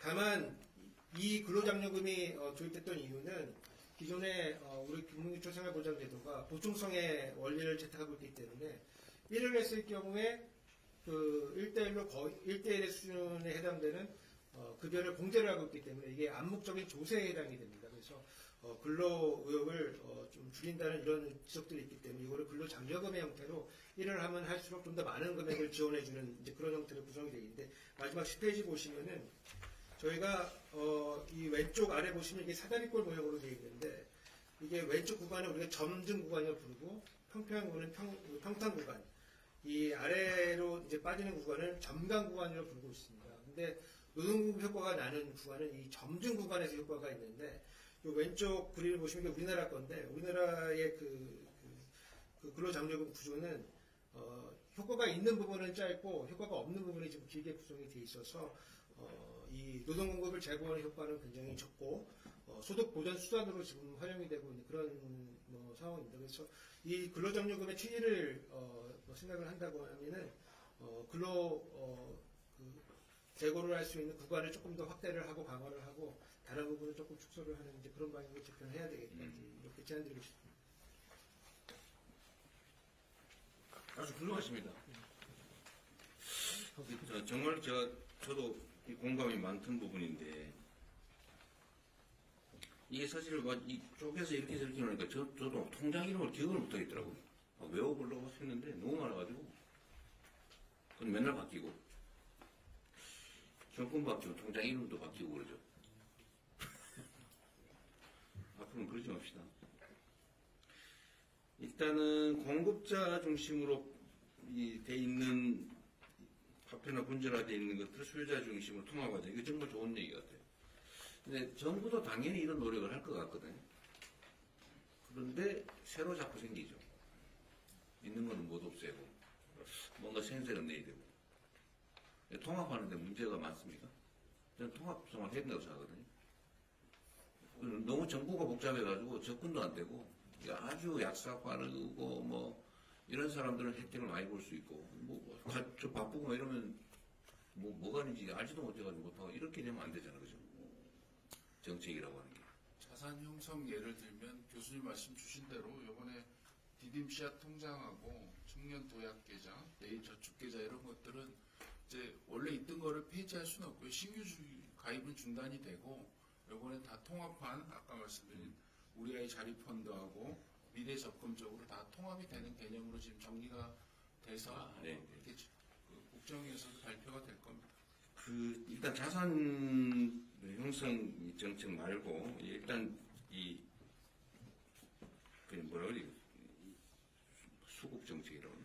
하여튼 복지 수급 정책 이 아동수당 이거 조세 지출 형태로 된 것도 있고 뭐 온갖 방식의 인센티브 제도도 있고 이걸 이제 정말 통합해서 한꺼번에 운영하려고 하면 좀 섭섭할 수 있죠. 예를 들면 내가 뭐 세금에서 옛날에 혜택을 받았는데 그게 없어졌다. 이제 그 아쉬움만 남고 추가로 정부로부터 지원이 늘어났다는 것은 좀 체감이 안 되고 근데 거기에 일부에서 악의적으로 뭐 혜택을 뺏었다고 선전하고 이러면은 진짜 뺏어갔나? 이래서 저항할까봐 사실 못하는 측면도 있죠. 맞습니다. 이게 통합을 하면 훨씬 처음에 효과적이죠. 규모가 커지기 때문에 효능감이 있지만 네. 예전에 이제 출산했을 때 뭐 천만남 이용권, 뭐 이제 영아기에 굉장히 큰 돈을 부모급여를 이렇게 영세 일세에 줬던 것들이 없어지면 사실 초반에 한 번 할 때는 뭔가 굉장히 받는 것 같지만 일단 그게 기본이 되고 나면 다른 정책 목표를 달성하는데 굉장히 좀 한계가 있어서 네. 복지부나 이런 부처에서는 새로운 타겟팅한 바우처 같은 거를 계속 만들어서 새로운 정책 수요에 좀 대응하고 싶어 하죠.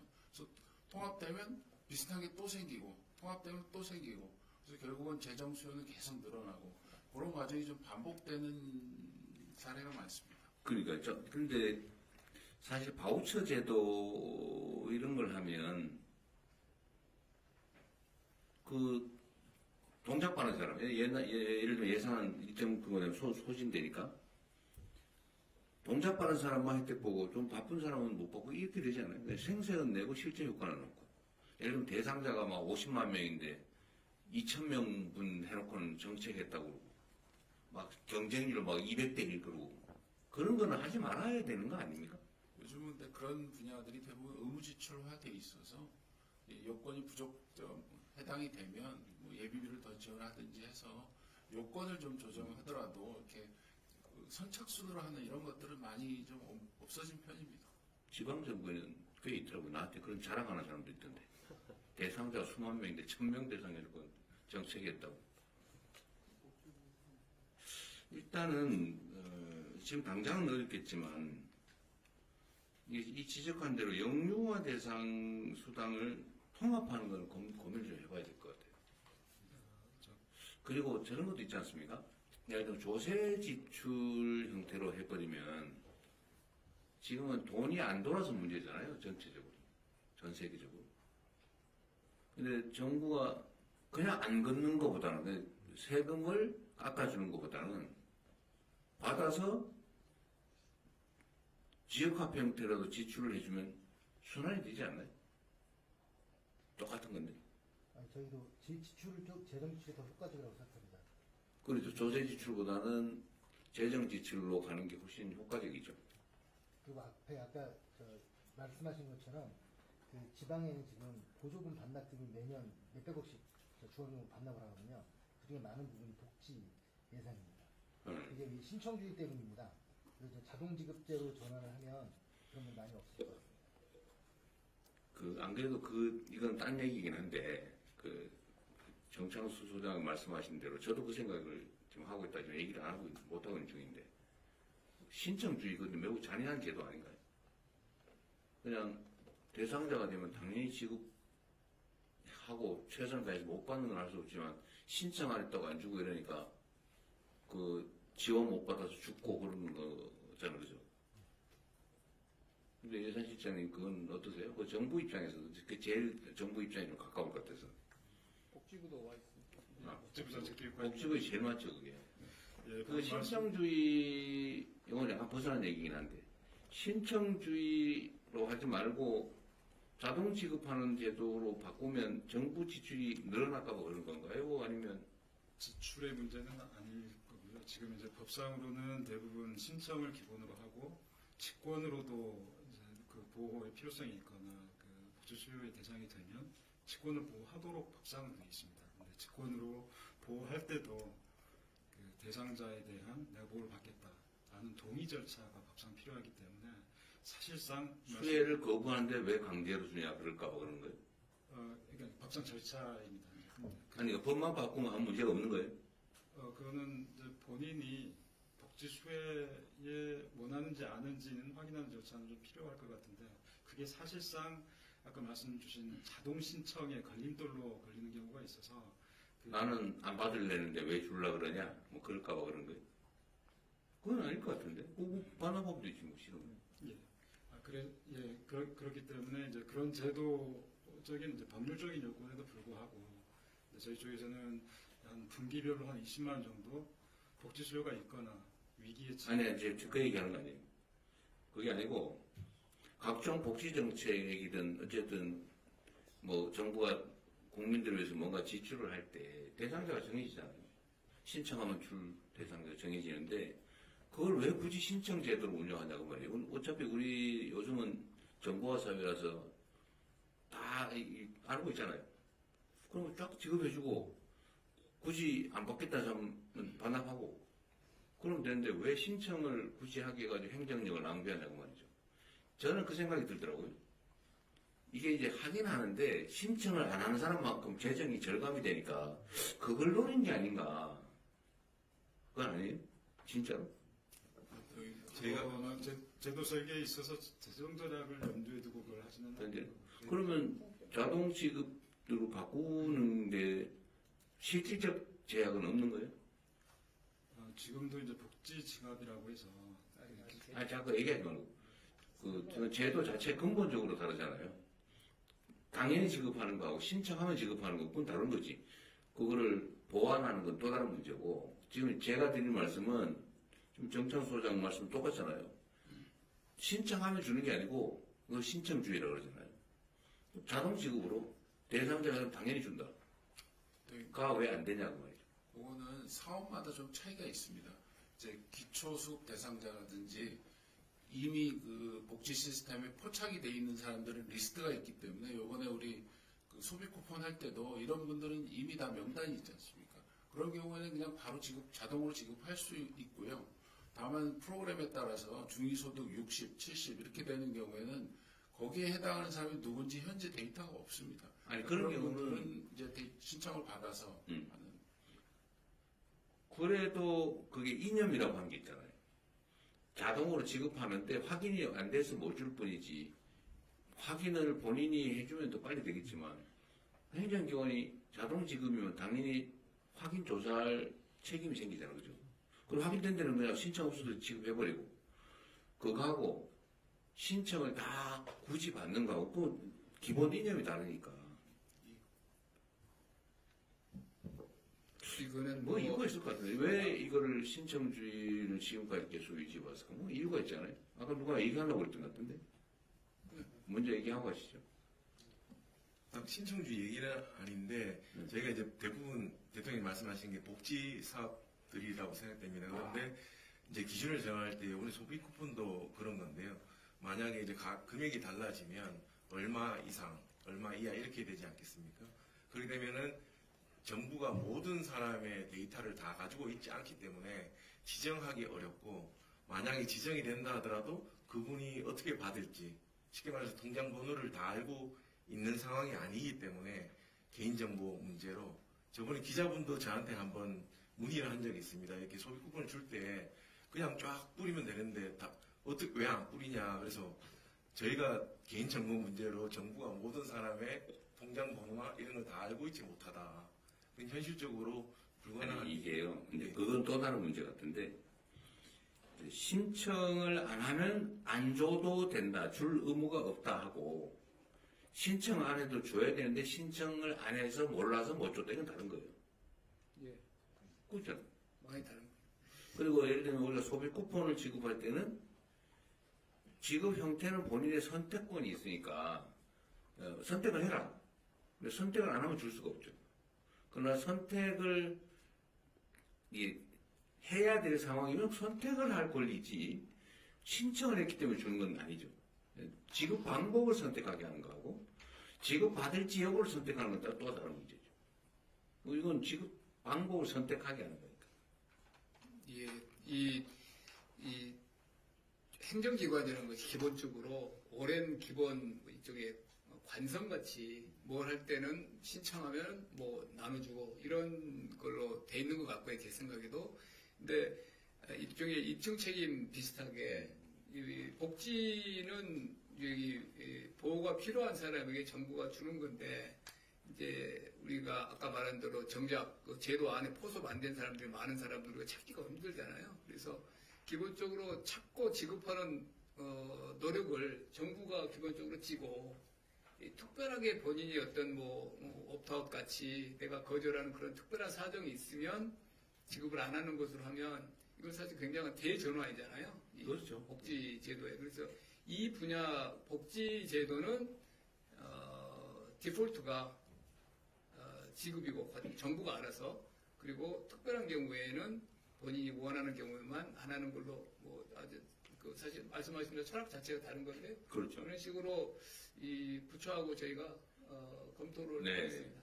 이게 그러니까 저는 너무 당연한데 이게 왜 약간 어색하게 느껴지냐고 하면 아마도 종전에는 복지제도가 선별제도였기 때문에 전체 중에 일부였기 때문에 그 일부를 정하는 건 기본적으로 조사를 해야 되고 조사는 각자가 신청하는 게 가장 편하니까 신청주의라고 하는 걸 했던 것 같은데 지금은 대체적으로 보면 보편복지제도로 막 전환되잖아요. 뭐 대상자가 다 정해져 있는데 왜 신청하라고 그러지? 라는 의문이 생긴 것 같아요. 그러니까 지금 우리 실장님 말씀처럼 신청주의를 유지할 부분도 있는데 지금 기본적으로 신청이고 신청 안 하면 대상자임에도 불구하고 안 주고 신청을 권고해야 되고 이 상태인데 만약에 이거를 그 신청주의가 아니라 이게 뭐라 했지? 뭐 반대견이 뭐예요? 자동지급제로 한다면 이 사람이 대상자인데 모른다. 그럼 할 수 없는데 알면 신청을 안 해도 지원을 하는 거하고 신청해라 라고 하는 건 또 다른 거죠. 또 한 가지는 이제 신청을 하기 위한 행정 비용이 상당히 있잖아요. 근데 이걸로 시간 너무 많이 보내면 안 되니까 이거를 그러면요 그런 의문이 있으니까 원칙을 어떤 걸 하냐면 매우 중요할까. 그럼 입법으로 처리하면 되니까. 그 얘기하고요. 그래서 아동들에 대한 지금 저출생 문제로 아동들에 대한 현금 급여를 다양한 방식으로 하고 있는 걸 통합하는 문제는 한번 고민을 해보면 좋겠어요. 이번엔 안 되고 내년 예산이니까요. 예. 한번 해보시고요. 그 다음에 자산 형성 사업은 사실 통합하기 쉽진 않을 것 같아요. 성격이 비슷한 거는 기술적으로 최대한 조정은 하는데 이거를 통합하는 건 보편제도가 아니기 때문에 어쨌든 기본적으로 수요자 중심으로 바꾸자라는 건 맞는 말씀하고요. 근로장려금 얘기는 이게 현실적으로 필요하다 그 말이죠. 근데 비효율적인 부분을 효율적으로 좀 조정해야 된다. 조정하는 방법이 뭐예요? 이게 원래 근로장려금이 들어갈 때 좋은 취지로 들어와 있었는데 지금은 이제 소득을 보전하는 그런 체계로 돼 있고 특히 이게 최저임금 인상하면서 조금 이제 소득 보전 문제가 좀 생겨가지고 그때 대규모로 이제 빠르게 소득을 밀어넣기 위해서 근로장려금을 수단으로 이용한 것이거든요. 그래서 다시 한 번만. 이게 2018년 19년도 이때가 문재인 정부 때 최저임금이 올랐을 때 일자리를 잃고 뭐 이런 일들이 좀 생겼기 때문에 소득 보전을 좀 빠르게 좀 해줄 필요가 있어서 요 근로장려금을 하나의 수단 통로로 이용해가지고 소득을 밀어넣는 측면이 좀 있습니다. 그러다 보니까 난 이해가 안 되는데 그 말이. 예. 다른 분들은 이해시기 되세요? 내가 이해를 못해. 원래 근로장려금이라고 하는 게 그렇게 소득을 밀어내는 목적으로 쓰고자 정책이 아니었는데 소득을 밀어내요?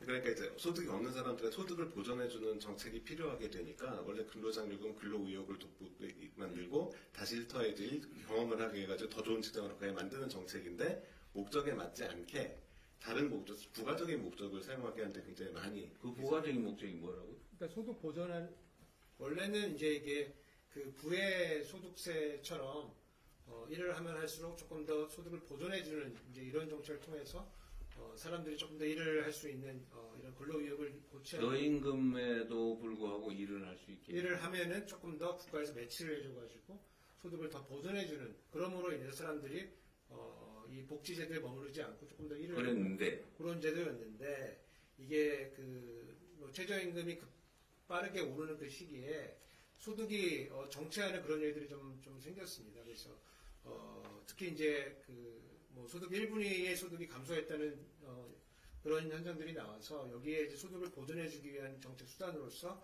이제 근로장려금이 이제 사용이 됐고 그러다 보니까 지금 이 원래 취지와는 조금 동떨어지게 지금 이 근로장려금이 구성이 되어 있기 때문에 그거를 원래 취지에 맞게 조금 돌아갈 수 있는 제도로 재구조할 필요가 있지 않나. 어떻게? 뭐 제가 제안하고 있는 거는 그 10페이지 오른쪽을 보시면은, 네, 10페이지 오른쪽 보시면 이게 미국 제도입니다. 미국 제도고.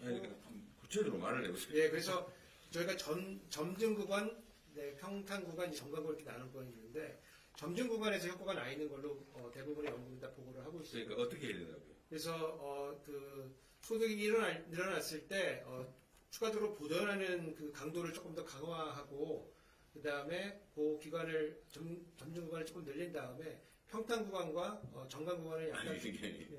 네. 그러니까 그 점점 구간을 늘리는 방법이 뭐냐고?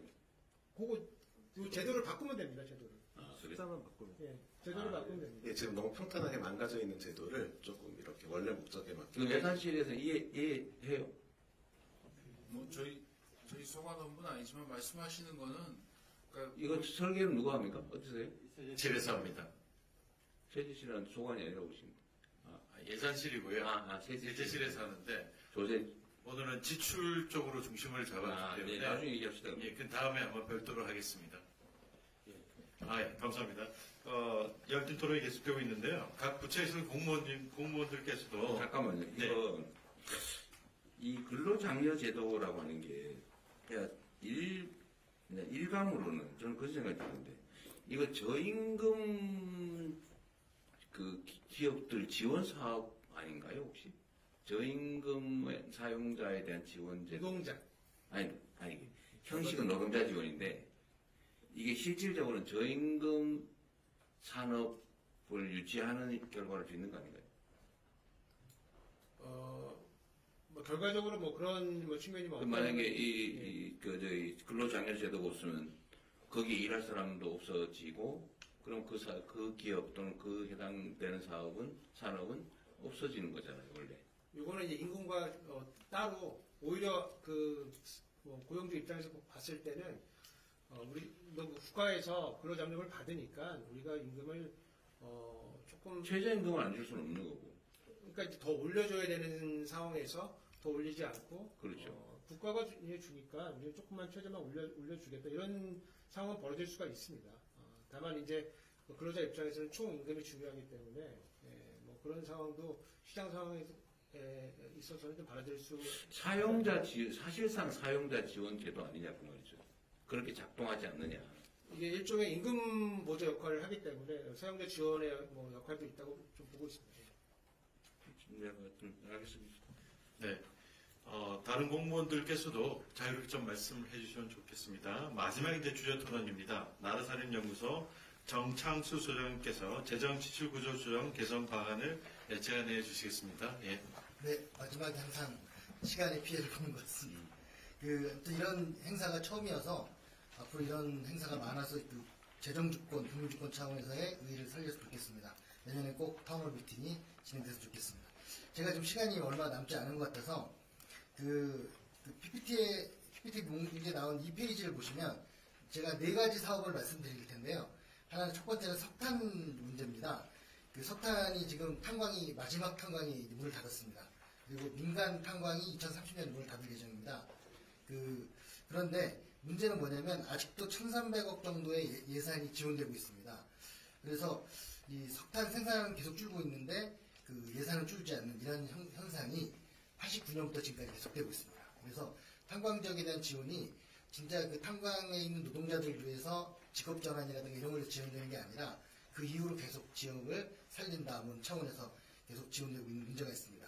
특히나 폐광을 하면 폐광 보조금을 주고 채굴을 하면 채굴 보조금을 주는 악셀과 브레이크를 동시에 밟는 이상한 정책이 지금 20몇 년째 진행되고 있는데요. 그래서 일부에서는 석탄을 캐는 것이 아니라 세금을 캐고 있다는 말을 합니다. 제일 문제는 연탄이 싼 것이 아니라 세금 때문에 싼 건데 국민 세금을 들여서 어려운 가구와 농가에 제일 위험하고 비싼 연탄을 억지로 쓸 수밖에 없도록 하고 있는 것, 이게 문제이고요. 그래서 이 기후위기에도 맞지 않고 국민과 농민들 건강에 좋지 않기 때문에 이것을 끝내고 차라리 보일러를 바꿔드리고 그 화훼 농가들에게 다른 방식의 태양광이라든가 다른 방식의 그런 친환경 연료를 사용할 수 있게 하는 것이 좋겠다라는 게 첫 번째 제안입니다. 두 번째 그 4페이지에 보시면 4페이지부터는 SOC 문제입니다. 그 SOC 예산이 집행률이 매우 낮습니다. 그 이유는 쓸 수 있는 돈보다 많은 금액을 예산으로 잡고 있기 때문입니다. 이건 이제 쓸 준비가 안 돼 있는데 먼저 돈을 챙겨주는 이런 이제 챙겨두는 그런 지금 관행인 거고요. 도로철도 공항 건설 사업 중에서 집행률과 공정률이 미흡하거나 과다 계산돼서 예산을 쓰지 못하고 있는 사업, 대표적인 사업도 저희가 2조 500억 정도를 선정을 했습니다. 특히 뭐 예를 들면 세종 청주 고속도로라든가 그 이런 것들은 23년, 24년에도 그 집행액이 0원인데 그 대구 도시철도나 엑스코선 건설도 마찬가지입니다. 이런 사업이 한둘이 아닙니다. 그래서 이런 부분에 대한 국토부가 관리가 좀 철저함이 필요하고요. 정치적 관행이나 또 행정적 편의 때문에 계속 이 부분들을 유지하는 건 그 다른 데 쓸 수 있는 예산을 빼앗는 죄악이라는 인식을 좀 가져야 되는 게 아닌가 그런 생각에서 두 번째 주제를 말씀드렸습니다. 세 번째 주제는 그 6쪽부터 7쪽인데요. 그 산업단지입니다. 지금 산업단지공단 자료를 보면 국가산업단지 51개 중에 15개가 미분양 상태에 있습니다. 완전 100%는 아니지만 그리고 전체 1331개 산업단지 중에 조성을 완료했는데 생산액이 한 푼도 없는 산업단지가 37개가 됩니다. 그 지난번에 호남에서 타운홀 미팅 하실 때 대통령님께서 말씀하셨지만 지역에서는 무조건 산업단지를 만들겠다 이 신청만 지금 하고 있는데 이 실태는 이렇다는 말씀을 드리는 거고요. 그래서 무분별한 그 산업단지 신규 조성에 돈을 쓰기보다는 기존 산업시설 리모델링하고 구조를 고도화하는 게 필요하다. 그리고 지자체 간 연계가 필요합니다. A도 바이오도 하고 로봇도 하고 B도 바이오도 하고 로봇도 하는 게 아니라 A는 바이오, B는 로봇 단지는 좀 가르마가 좀 필요하다는 생각이고요. 정부에서는 신규 상단 승인할 때 기존 상단의 가동률을 보고 계획을 수립했는지 그리고 인력 계획은 있는지 에너지 대책은 수립됐는지 이런 것들을 보고 해야 한다. 이런 분들을 말씀드리고 싶습니다. 그래서 산업단지도 크게 그 지출구 조정의 대상이 들어야 된다는 말씀입니다. 자, 8쪽과 9쪽은 2차 보전 문제입니다. 지금 저희 나라살림연구소가 10년 전부터 계속 이 2차 보전을 확대하자고 주장을 하고 있는데요. 그 정부가 소상공인이나 중소기업들을 상대로 융자 사업을 많이 하는데 지금 융자 사업 액수가 47조 정도 됩니다. 근데 이제 이거를 융자 방식이 아니라 2차 보전 방식으로 하자는 겁니다. 2차 보전 방식은 이자를 일부 지원해주는 방식입니다. 그래서 은행에서 돈을 빌리면 정부가 이자를 지원해주는 건데요. 근데 이제 지금은 정부가 은행에 돈을 주고 중개해주기 때문에 융자금 총액을 예산으로 확보하고 그 돈을 빌려주는 방식입니다. 그래서 이거를 2차 보전 방식으로 하면 예를 들면 1조를 그 2차 보전 방식으로 전환을 해도 2% 이자를 지원한다고 치면 약 50배 정도의 효과를 볼 수 있다. 그래서 지금같이 경기를 짐작하고 좀 그 여러 가지 재정 역할을 키워야 할 때는 2차 보전을 확대하는 게 필요합니다. 지금 47조 전체를 하자는 게 아니고 지금 현재 3조 정도 하고 있는데 이거를 4조, 5조 정도로 늘리는 것이 이 재정 혁신 차원에서 굉장히 필요하다. 그런 말씀을 드립니다. 그리고 제가 지금 시간이 없는 것 같아서 두 가지만 시간 많이 있어요. 천천히 얘기해주세요. 두 가지만 더 말씀드리면 하나는 내일이 광복절인데 내일 모레가 광복절인데 지금 그 친일파 재산이 아직도 1,500억 원이 환수가 안 되고 있습니다. 이 부분들이 지난 정권에서 조금 좀 뭐랄까 소극적 그런 노력을 했기 때문이라는 저희는 평가를 하고 있고요. 이걸 환수해서 그 희생한 분들한테 도움을 줄 필요가 있다.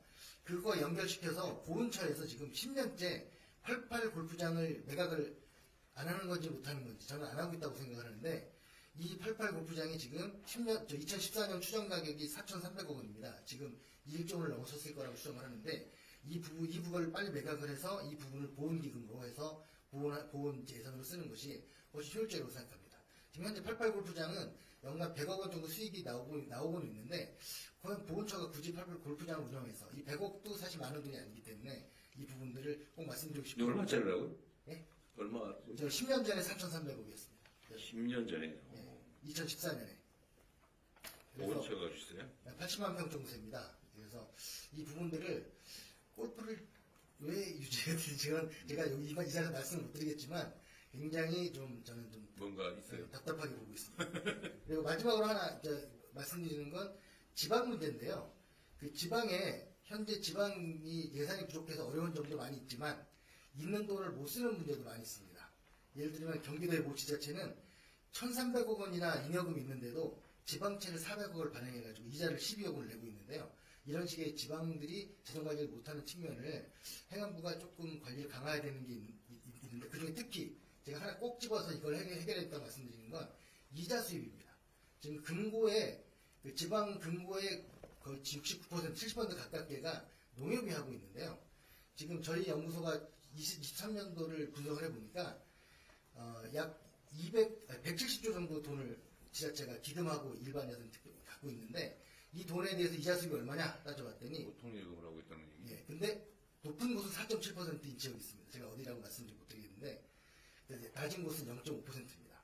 그래서 이 차이는 어디서 되는가? 지자체 단체장의 의지의 문제도 있지만 저는 우선 아까 투명하게 이 내용이 공개화가 된다면 충분히 주민들이 이 부분에 대해서 항의를 하고 좀 더 개선할 수 있으라고 봅니다. 그래서 어떤 농협은 4.7%인데 어떤 농협은 0.5%냐? 그리고 근데 그 이자율을 공개하지 않고 있습니다. 지자체들이. 그래서 공개하라고 하면 저항을 하고 있는데 좀 행안부 쪽에서 소극적으로 이 공개를 대처하고 있고요. 그래서 뭐 여러 가지 영업 기밀이기 때문에 안 된다는 얘기를 하지만 중앙정부는 뭐 국민연금부터 시작해서 모든 거를 어디다 맡기고 얼마를 벌었고 다 공개하지 않습니까? 중앙은 되는데 지방은 안 되는 것 저는 좀 이해할 수 없습니다. 이상입니다. 네. 시간이 짧다고 하시더니 하실 말씀 다 하신 것 같네요. 우선은 제가 먼저 몇 가지만 좀 체크해 볼게요. 지방 정부들의 금고 선정과 이자율 문제는 아주 체크할 필요가 있어 보입니다. 그거 정부 차원에서 전국 지방자치단체를 다 조사를 한 다음에 정부에서 공개하는 게 가능한지 한번 검토해 보세요. 네, 알겠습니다. 표로 만들어가지고 네, 보고 드리고 말씀드리겠습니다. 너무 충격을 주려나? 특정 지자체? 이자율을 공개해야 됩니다. 아니 금고 계약 내용 공개를 하면 되죠. 그 비밀도 아닌데 뭐. 행안부하고 상의해 보겠습니다. 예. 공개하는 게 맞을 것 같아요. 네, 알겠습니다. 그냥 저도 그걸 실제 체험했던 사람이라 네, 많은 지적이고요. 88 골프장을 굳이 왜 가지고 있냐? 자산 보전 측면도 없지는 않을 것 같긴 한데 말씀하셨으니까 한번 알아보시죠. 여러 개 가지고 부처들이 또 몇 개 가지고 있습니다. 문화체육관광부도 하나 있고. 아 그래? 문화체육관광부. 부처들이 왜 그걸 가지고 있죠? 뭐 기금들 문화체육관광부도 저기 오포 쪽에 하나 있고요. 저기 뭐 대릉도 있고 뭐 부처별로 있습니다. 예. 그거 판다고 뭐 대한민국에서 사라지는 건 아니니까. 그건 아니죠. 정부가 재정으로 가지고 있는 건 좀 그러네요. 혹시 이거 관련해서 예산실에서 답할 수 있으신가요? 88 골프장 관련해서는 정부에서는 매각하기로 방침을 정한 지 한 10년 이상 된 걸로 저도 기억합니다. 근데 살 사람이 없어요? 실제로 뭐 보호처 얘기는 매각이 잘 안 되고 있다라고 계속 얘기는 하고 있는 상황입니다. 5천억짜리인데 1조 원 내라면 절대 안 팔리죠. 맞습니다. 알겠습니다. 살 사람이 없지 않고 되게 뭐 위치나 인기도가 있는 골프장인데 좀 사정을 좀 파악해 보겠습니다. 네. 그러시죠. 지적이 있으니까.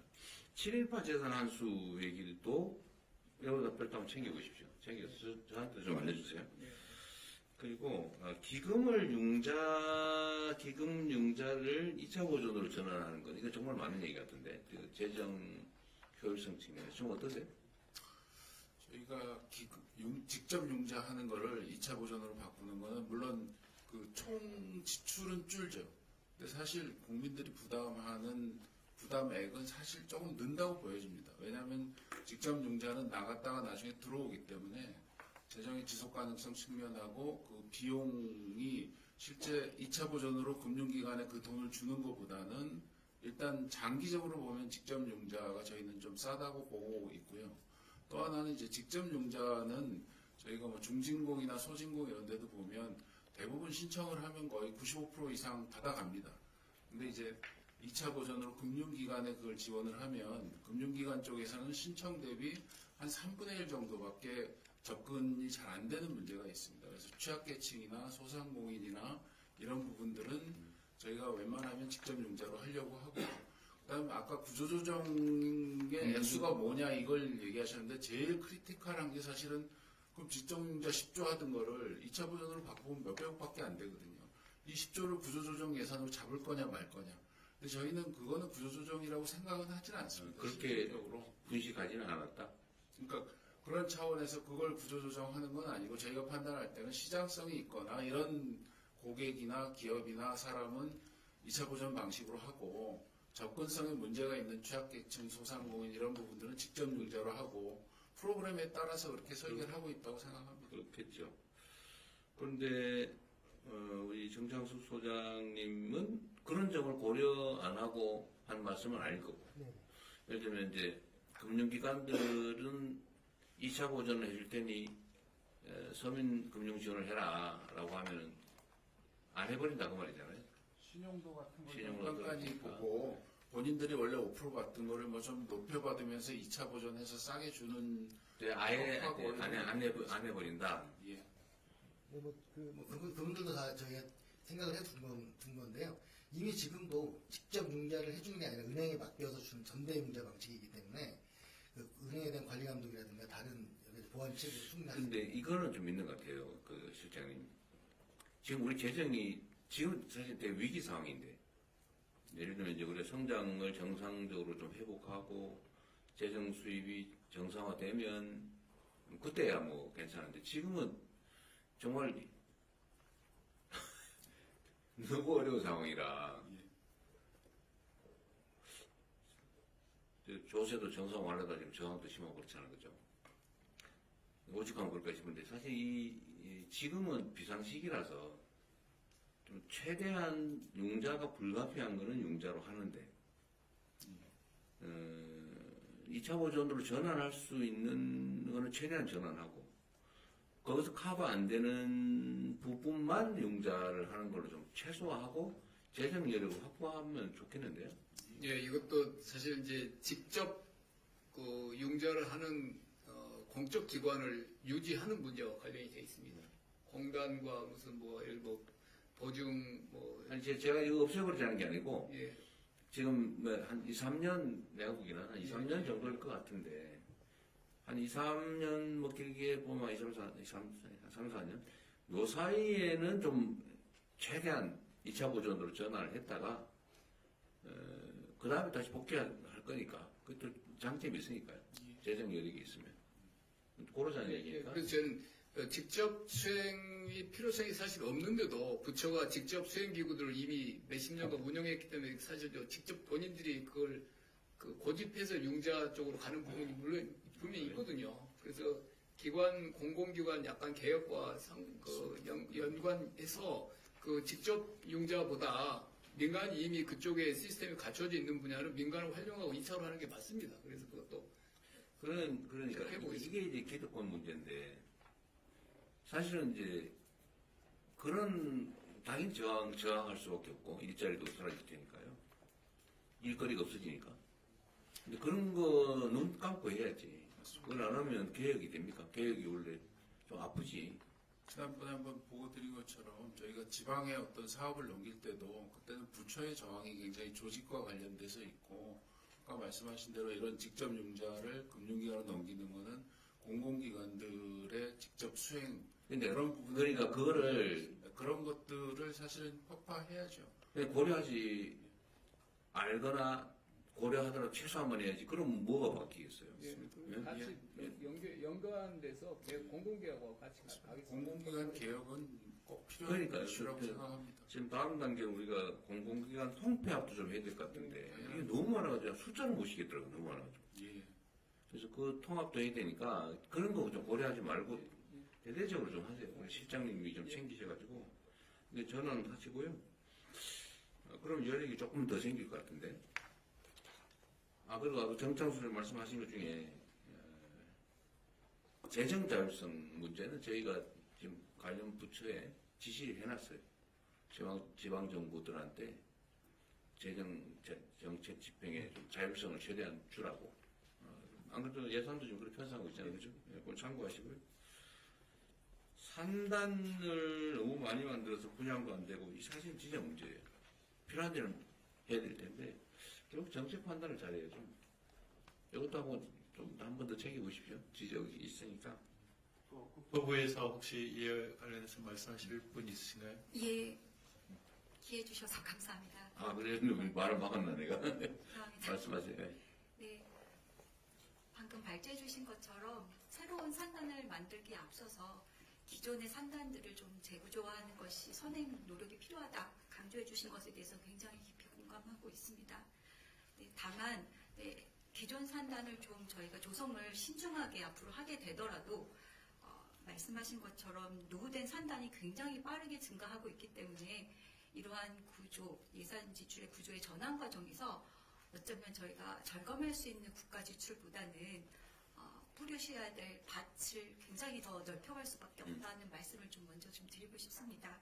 지적해 주신 대로 51개, 주신 통계상으로는 51개고요. 저희가 현재 파악하고 있기로는 54개입니다만은 국가 산단 중에서 이제 미분양이 상당히 많이 발생하고 있는 것은 사실이고, 국가 산단뿐만이 아니라 일반적인 전체 산단은 지금 전국적으로 약 1,300개가 넘어가는 상황입니다.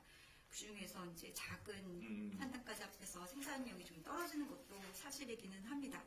그래서 이러한 산단들의 구조를 좀 고도화하고 저희가 나아가서 일반 택지를 새로운 택지 개발을 하는 것도 필요하지만 원도심 재개발 하듯이 좀 산단에 있어서도 그러한 구조 개선도 필요하다라는 관점에서 저희 부처에서는 좀 제도 개선 방안에 대해서 실무적으로는 고민하고 있습니다. 이러한 과정에선 저희가 기존에는 사실은 지원하고 있는 것이 너무 적기 때문에 이번 기회에 이것에 대해서도 좀 예산을 좀 대폭 늘릴 수 있는 기회가 된다면 오히려는 두 번째로는 그런 과정에서 저희가 산단의 분양률이 굉장히 체계적으로 관리되지 못하고 있었다는 반성도 많이 했습니다. 현재 산입법의 시행령에 따르면은 이것을 시도 단위로 저희가 관리했습니다. 그래서 국가 산단의 경우에 15%, 또 일반 산단의 경우에 30%가 넘는 미분양률이 나오면 신규 산단을 좀 만드는 것을 저희가 제약을 건다는 이런 등이 있는데 좀 더 이것을 세밀하게 시군구 단위로 갈 필요도 있을 것 같고요. 그럼에도 불구하고 신규 산단을 개발하는 것은 저희가 아주 안 할 수는 없는 때로는 아주 유효한 정책 수단이라고 한 것은 좀 말씀드리고 싶습니다. 현재 저희가 아리백 산단이라든지 또 에너지 신도시를 만들어서 지방의 균형 발전을 도모하기 위해서 일부의 지역에 대해서는 이것을 저희가 잘 검토해서 좀 성공적인 새로운 산단 모델도 만들 필요가 있다고 생각을 합니다. 왜 그런데 이렇게 지역에 미분양이 생기고 애써서 만들었는데 또 이런 사태가 생기면 안 되는데 이것을 막을 수 있는 방법은 아무래도 지방에 특화된 산업을 잘 찾으라는 말씀대로 하는 것도 필요하고요. 아울러 청년이나 기업들이 갈 수 있는 여건을 좀 지원해 주시면 되는 감사하겠습니다. 뭐 문화라든지 또는 교통이라든지 특히 정주 여건 등과 관련된 것들 또 아까 인력도 말씀하셨기 때문에 이러한 지원들이 같이 좀 포함이 된 지방 산단 또는 이제 국가가 지역에 만드는 산단을 저희가 설치할 수 있도록 지원해 주신다면은 신규 산단에 대해서는 좀 더 저희가 성공적인 모델도 만들 수 있을 것이라고 생각합니다. 국토 균형 발전이라는 측면에서 유효한 산단 개발은 적극적으로 당연히 해야 되겠죠. 근데 모 씨가 여기로 해라 저기로 해라 가지고 일이 엉터리로 하는 건 없어야 되겠죠. 이 관련해서 지방 같은 경우에 산단을 유치하는 게 그 지역의 업적이 되고 개발의 근거가 돼서 국회의원들이나 지자체장들이 엄청 노력을 합니다. 근데 이제 문제는 그렇게 유치해놓고 운영은 중앙에서 관리를 하거든요. 그러니까 부담은 중앙이 지는 구조입니다. 그래서 제도 개선을 한다면은 이제 그것까지도 지자체나 그 지역에서 담당하는 것도 한번 고민을 해볼 필요가 있습니다. 그래야 좀 책임 있는 분양부터 책임 있는 운영을 할 가능성이 많습니다. 유치는 본인들이 하고 결과값의 운영은 중앙에서 하는 부담의 구조도 한번 이번에 제도 개선할 때 같이 논의하고 검토할 필요가 있습니다. 네, 국토부가 좀 더 세밀하게 대비를 잘 하셔야 될 것 같아요. 그리고 일단 석탄 얘기 먼저 좀 해보면 이거 저는 전에 어디 보고에 마지막 무슨 갱구를 닫았다 다 없어져야 된 건 석탄공사 얘기였던 거예요. 민간 석 하나 남았습니다. 민간. 그치. 그 중간에 해야 되는 거 아니에요? 그뭘 자꾸 경쟁력도 없는데 그걸 이 석탄 산업을 우리가 발전 강원도하고 상의하겠습니다. 산업부에서 이 문제에 대해서 아마 코멘트하실 네. 분이 오셨습니다. 네. 그 석탄공사 운영하는 마지막 탄광은 지난 6월 30일 날 문을 닫았고요. 지금 남아있는 거는 그 경동에서 운영하는 상덕광업소. 어디요? 어디에? 삼척에 있는 삼척이요? 네, 상덕광업소라는 민간 탄광 하나만 지금 남아있는 상황이고, 이 탄광도 지금 스케줄상으로는 29년, 30년, 이 30년까지는 다. 종사자가 몇 명이에요? 종사자가 지금, 721명입니다. 그 위험하고 경쟁력도 없고 아까 말씀하신 대로 효율성도 없고 예산 낭비에 이게 연간 얼마 들어간다고요? 거기에 지원하는 게 석탄 채굴 공급에 석탄 연탄 합쳐 1,354억입니다. 매년 올해가 그렇고요. 그 전에는 아주 많았습니다. 지금 그 석탄 생산과 관련해서는 지금 그동안에는 어쨌든 그 석탄공사 운영하는 탄광하고 민간 탄광 둘 다 지원했는데 석탄공사 탄광이 문을 닫았기 때문에 이제는 민간 탄광에 지원하는 석탄 생산 보조금만 남아있는 상황이고요. 얼마 정도예요? 그 지금 한 280억 정도 생산 보조금이 들어가고 있고 연탄에는 한 190억 정도 그 생산 보조금이 들어가고 있습니다. 총 얼마예요? 총 두 개 합치면 한 500억 되네? 예, 480억 정도 되는 상황입니다.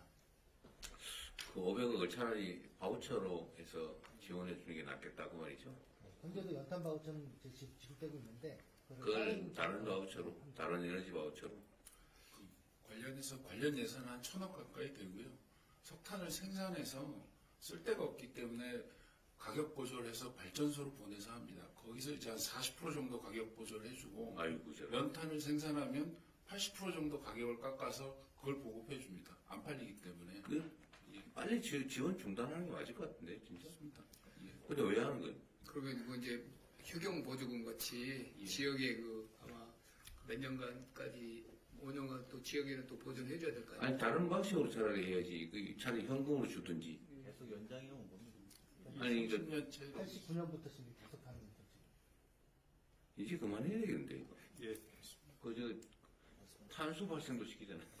예, 그래서 말씀드린 대로 탄광은 1개 남았고 연탄 공장은 전국에 17개가 남아있는 상황입니다. 그래서 말씀하신 대로 그 보조를 하고 있는 거를 저희가 그 바로 중단하게 되면 바로 연탄 가격이 한 250원 정도 상승이 됩니다, 당당. 그렇게 되면은 연탄 사용 가구가 연탄 한 양이 얼마예요, 요새? 한 1,072원 정도 하고 있습니다. 하는데 250원이 오른다. 예. 바로 그거를 아니, 그러니까 바로 뭐 지금 즉각하게 이런 걸 그렇게 할 수는 없고 그래도 2030년은 너무 긴 것 같아서. 예, 한 3년 정도 그 단계적으로 3분의 1씩 감축을 해서 연탄 보조금을 없애고 그거를 말씀하신 대로 연탄 쿠폰에 좀 얹어가지고 그 지원하는 방식으로 전환을 하도록 하겠습니다. 대체연료 쿠폰으로. 연탄 쿠폰을 좀 주고 있는데 거기 얹어가지고. 근데 요거는 별도로 좀 조정 내용을 재검토해가지고. 예, 지역 다른 대안 사업을 해줘야 될 거고 그 예산 가지고 뭐 그런 방식이 아니더라도 대체 산업을 넣는 것도 내년부터 시장을 만들겠습니다. 대통령 관련해서 사실 이 연탄의 이런 구조가 30년째 이렇게 왔는데 제가 발표할 때 말씀드린 쌀도 이거랑 거의 유사한 구조입니다. 현재 수요가 적기 때문에 구조는 비슷한데 관련자가 숫자의 차이가 엄청나요. 맞습니다. 이제 그거를 대비해야 한 그게 사실은 더 중요합니다. 이거 정리하는 것도 중요하고 쌀은 안보 산업이고 석탄은 안보 산업이 아닌 것 같은데. 거기에 대한 미세 조정이 필요하다고 자, SOC 예산은 우리 국토부에서 이거 관련돼서 누구 의견 있어요? 예, 국토부 말씀드렸습니다. 그 말씀 취지는 저희들이 충분히 공감하고 철저한 노력을 더 해야 된다는 자극으로 받아들입니다. 다만 이제 말씀하실 때 아예 준비가 안 됐다고 표현하실 때 또 죄악이라는 표현을 또 하시고 그 정도는 아닌 작동하고 있다는 부분을 간단하게 먼저 말씀드리겠습니다. 원래 예산 편성을 할 때는 SOC 같은 경우는 지역 균형 발전이나 국민 편의, 국민 안전 이런 것 때문에 하게 되는 거고요. 다만 그 안에서 우리가 집행 여건이라든지 이런 부분은 충분히 고민을 사실 해야 됩니다. 일단 편성할 때는 사실 저희 부도 고민하지만 기재부가 사업에 대한 축적된 데이터를 갖고 있기 때문에 부처가 좀 욕심이 들어가거나 의욕이 들어간다 하더라도 기재부에서 그 부분에 대해서는 부처 그 정보안 만드는 과정에서 감액을 시킵니다. 그런 과정이 있다는 부분도 있고요.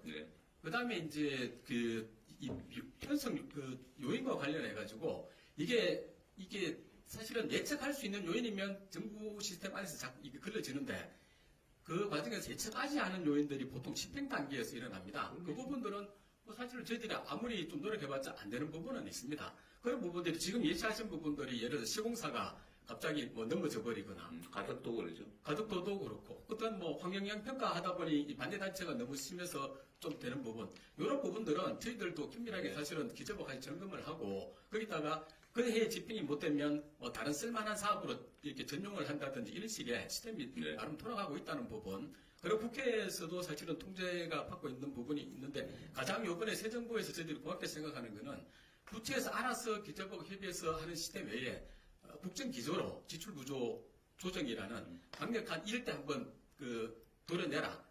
이런 부분에 큰 기조를 주셨기 때문에 그런 부분에서 이번에도 2차 추경할 때도 많이 도려냈고 또 지금도 기재부 지침에 따라서 정관 편성할 때 그 부분이 반영이 돼서 진도가 나가고 있다는. 그래서 너무 극단적으로 잘 안 돌아가 이렇게 생각은 안 해주셔도. 네, 알겠습니다. 무지하게 억울하셨던 모양이네요. 근데 제가 그 사업을 하지 말자는 얘기가 아니라 됐어요. 예산을 이제 시차를 조절하자는 거고요. 그리고 1년만 그럼 몰라도 2, 3년은 좀 심각한 거라고 생각합니다. 뭐 그런 거 있죠. 여기도 보면 2조 해놨는데 가덕도가 절반이네요. 가덕도는 우발 사고지. 하여튼 이 지적 자체는 의미 있는 거 같고 지금은 어쨌든 우리가 예산 편성이 나름 감안은 돼 있을 텐데 이것도 한번 참고하시고요.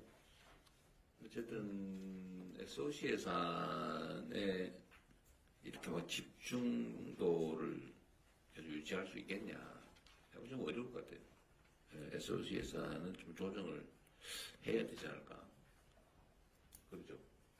이거는 좀 더 신경 써가지고 적절히 조정하고 꼭 필요하면 뭐 추가를 나중에 하든지 하더라도 좀 더 줄여야 될 필요는 있을 것 같네요. 기재부 경제 예산국장님 간단하게 코멘트 하시죠. 참고로 저희가 내년도 예산 편성할 때 그 국토부와 잘 협의해가지고 그 집행 지연 사업들이 많이 있습니다.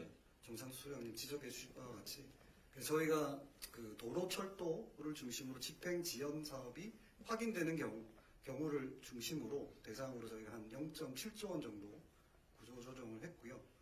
그 다음에 이제 그 철도 같은 경우에는 그 철도공단에서 정부에서 출연금을 받아서 이제 철도 레일을 건설해 갑니다. 근데 그 과정에서 이제 잠겨 있는 돈들이 되게 많이 있습니다. 그러니까 그 노선별로 집행이 잘 안 되기 때문에 실제 그 노선별로 돈은 출연을 받았지만 실제 그냥 예를 들면 아까 말씀 주신 대로 뭐 그냥 그 공단 내에 잠겨져 있는 돈들이 많아서 이번에도 저희가 한 1조 원 수준으로 환수를 해서 다시 그 재원들을 집행이 잘 되고 있는 사업 쪽으로 전환하는 그 예산도 반영을 했다는 말씀을 드립니다. 네. 하여튼 이 SOC 예산은 정치적 요소가 꽤 있잖아요. 그죠? 거기 많이 휘둘리지 않도록 어쨌든 뭐 정치인들 입장에서는 뭐 확보하는 게 최대 과제니까 뭐 등살이 보통이 아니죠. 점 있고 좀 버텨보세요.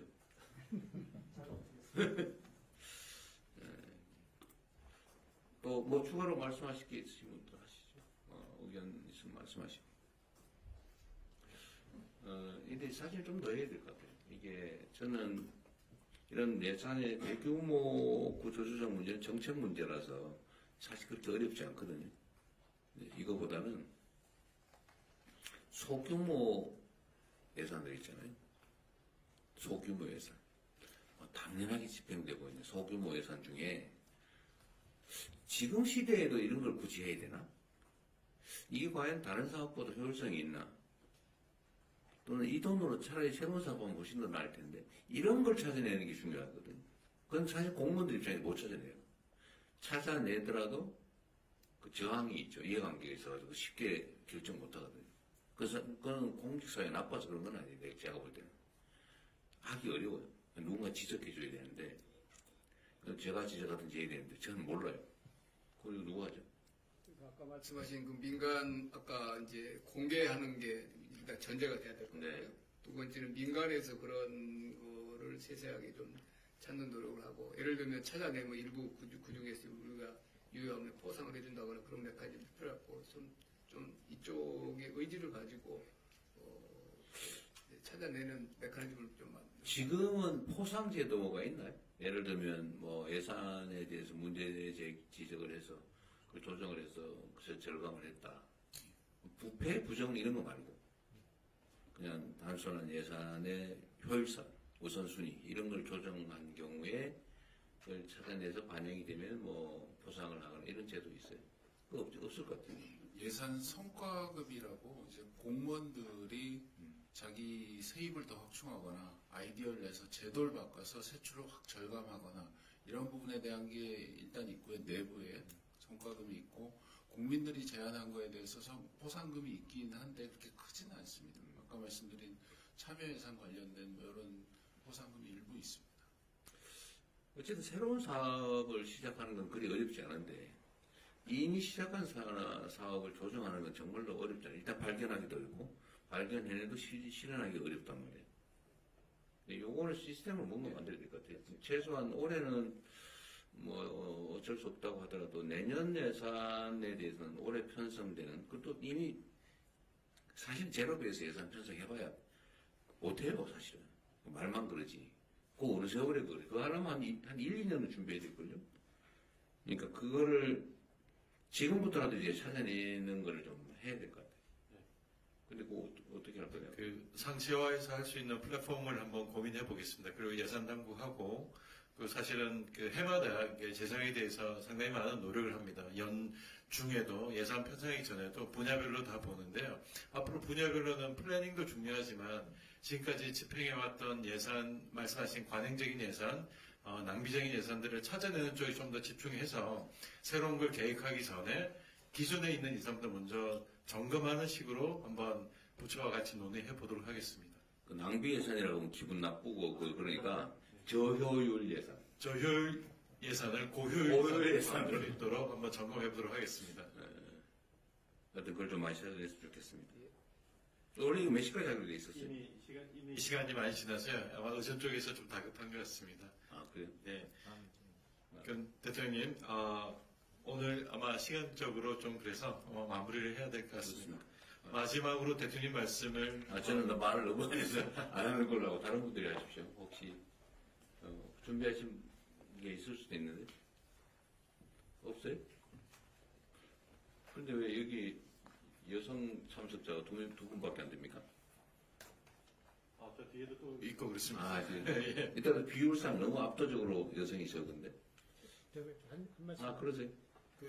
저 같은 경우는 재정학자인데 열린 예정을 뭐 자주 사용하고 있습니다. 그래서 정부 예산 이제 들여보는데 들여다보다 보면은 공개가 세부 사업밖에 되어 있지가 않아가지고 그 아랫단의 사업을 볼 수가 사실은 없습니다. 그래서 아까 대통령님 중간에 그런 말씀하셨는데 저희가 보고 싶어도 사실 세부 사업이라고 그냥 개념상으로 있는 거기 때문에 거기 뭐 사업 백서 붙어 있는 것도 아니고 그래서 그냥 구분만 되어 있는 거거든요. 그래서 만약에 공개를 하게 된다면 조금 더 아랫단위까지 공개를 만약에 해주신다면은 그러면 뭐 국민들이 볼 때도 그 연구자들이 볼 때도 참 도움이 많이 되겠다.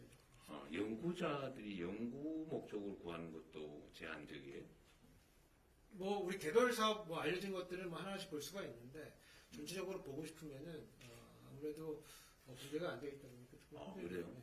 그 당연히 파일로 공개해야 되는 거 아닌가요? 뭐 마이크로 데이터 이런 걸 공개하는 걸로 저는 알고 있는데 그건 한번 확인해 보겠습니다. 어쨌든 잘 안 되면 저한테 다시 얘기해 주세요. 예. 제 전화번호 아시죠? 이렇게 하시고 제가 여성 얘기라는 거는 어쨌든 이런 상황에서도 보면 여성 승진을 좀 더 많이 시켜야 되겠다. 여성 참석자를 좀 더 늘려야 되겠다 이런 생각이 좀 들었습니다. 예산 정책과장 저 뒤에 있는데 여성 발언 한번 하세요. 예산 정책과장이 넘버 2입니다. 거기서. 그러세요? 왜 뒤에 앉혀놨어요? 발언 안 하려고. 제가 지출 구조조정 이제 실무적으로 총괄을 하고 있습니다. 아, 그래요? 그래서 오늘 대통령님 말씀 듣고 저도 많은 반성을 했는데요. 제가 너무 공무원적 시각에서 이걸 보지 않았나. 조금 더 국민 입장에서 진짜 필요한 사업이 뭔지 한 번 더 가서 체크하고 네. 더 이 국민 입장에서 효능감을 높일 수 있는 그런 내년도 예산이 될 수 있도록 한 번 더 점검하도록 하겠습니다. 실제 선거를 내가 조기 승진하는 방향을 한번 검토해보겠습니다. 네, 다들 애쓰셨습니다. 고맙습니다. 네. 네, 감사합니다. 이것으로 오늘 간담회를 모두 마치겠습니다. 감사합니다. 네,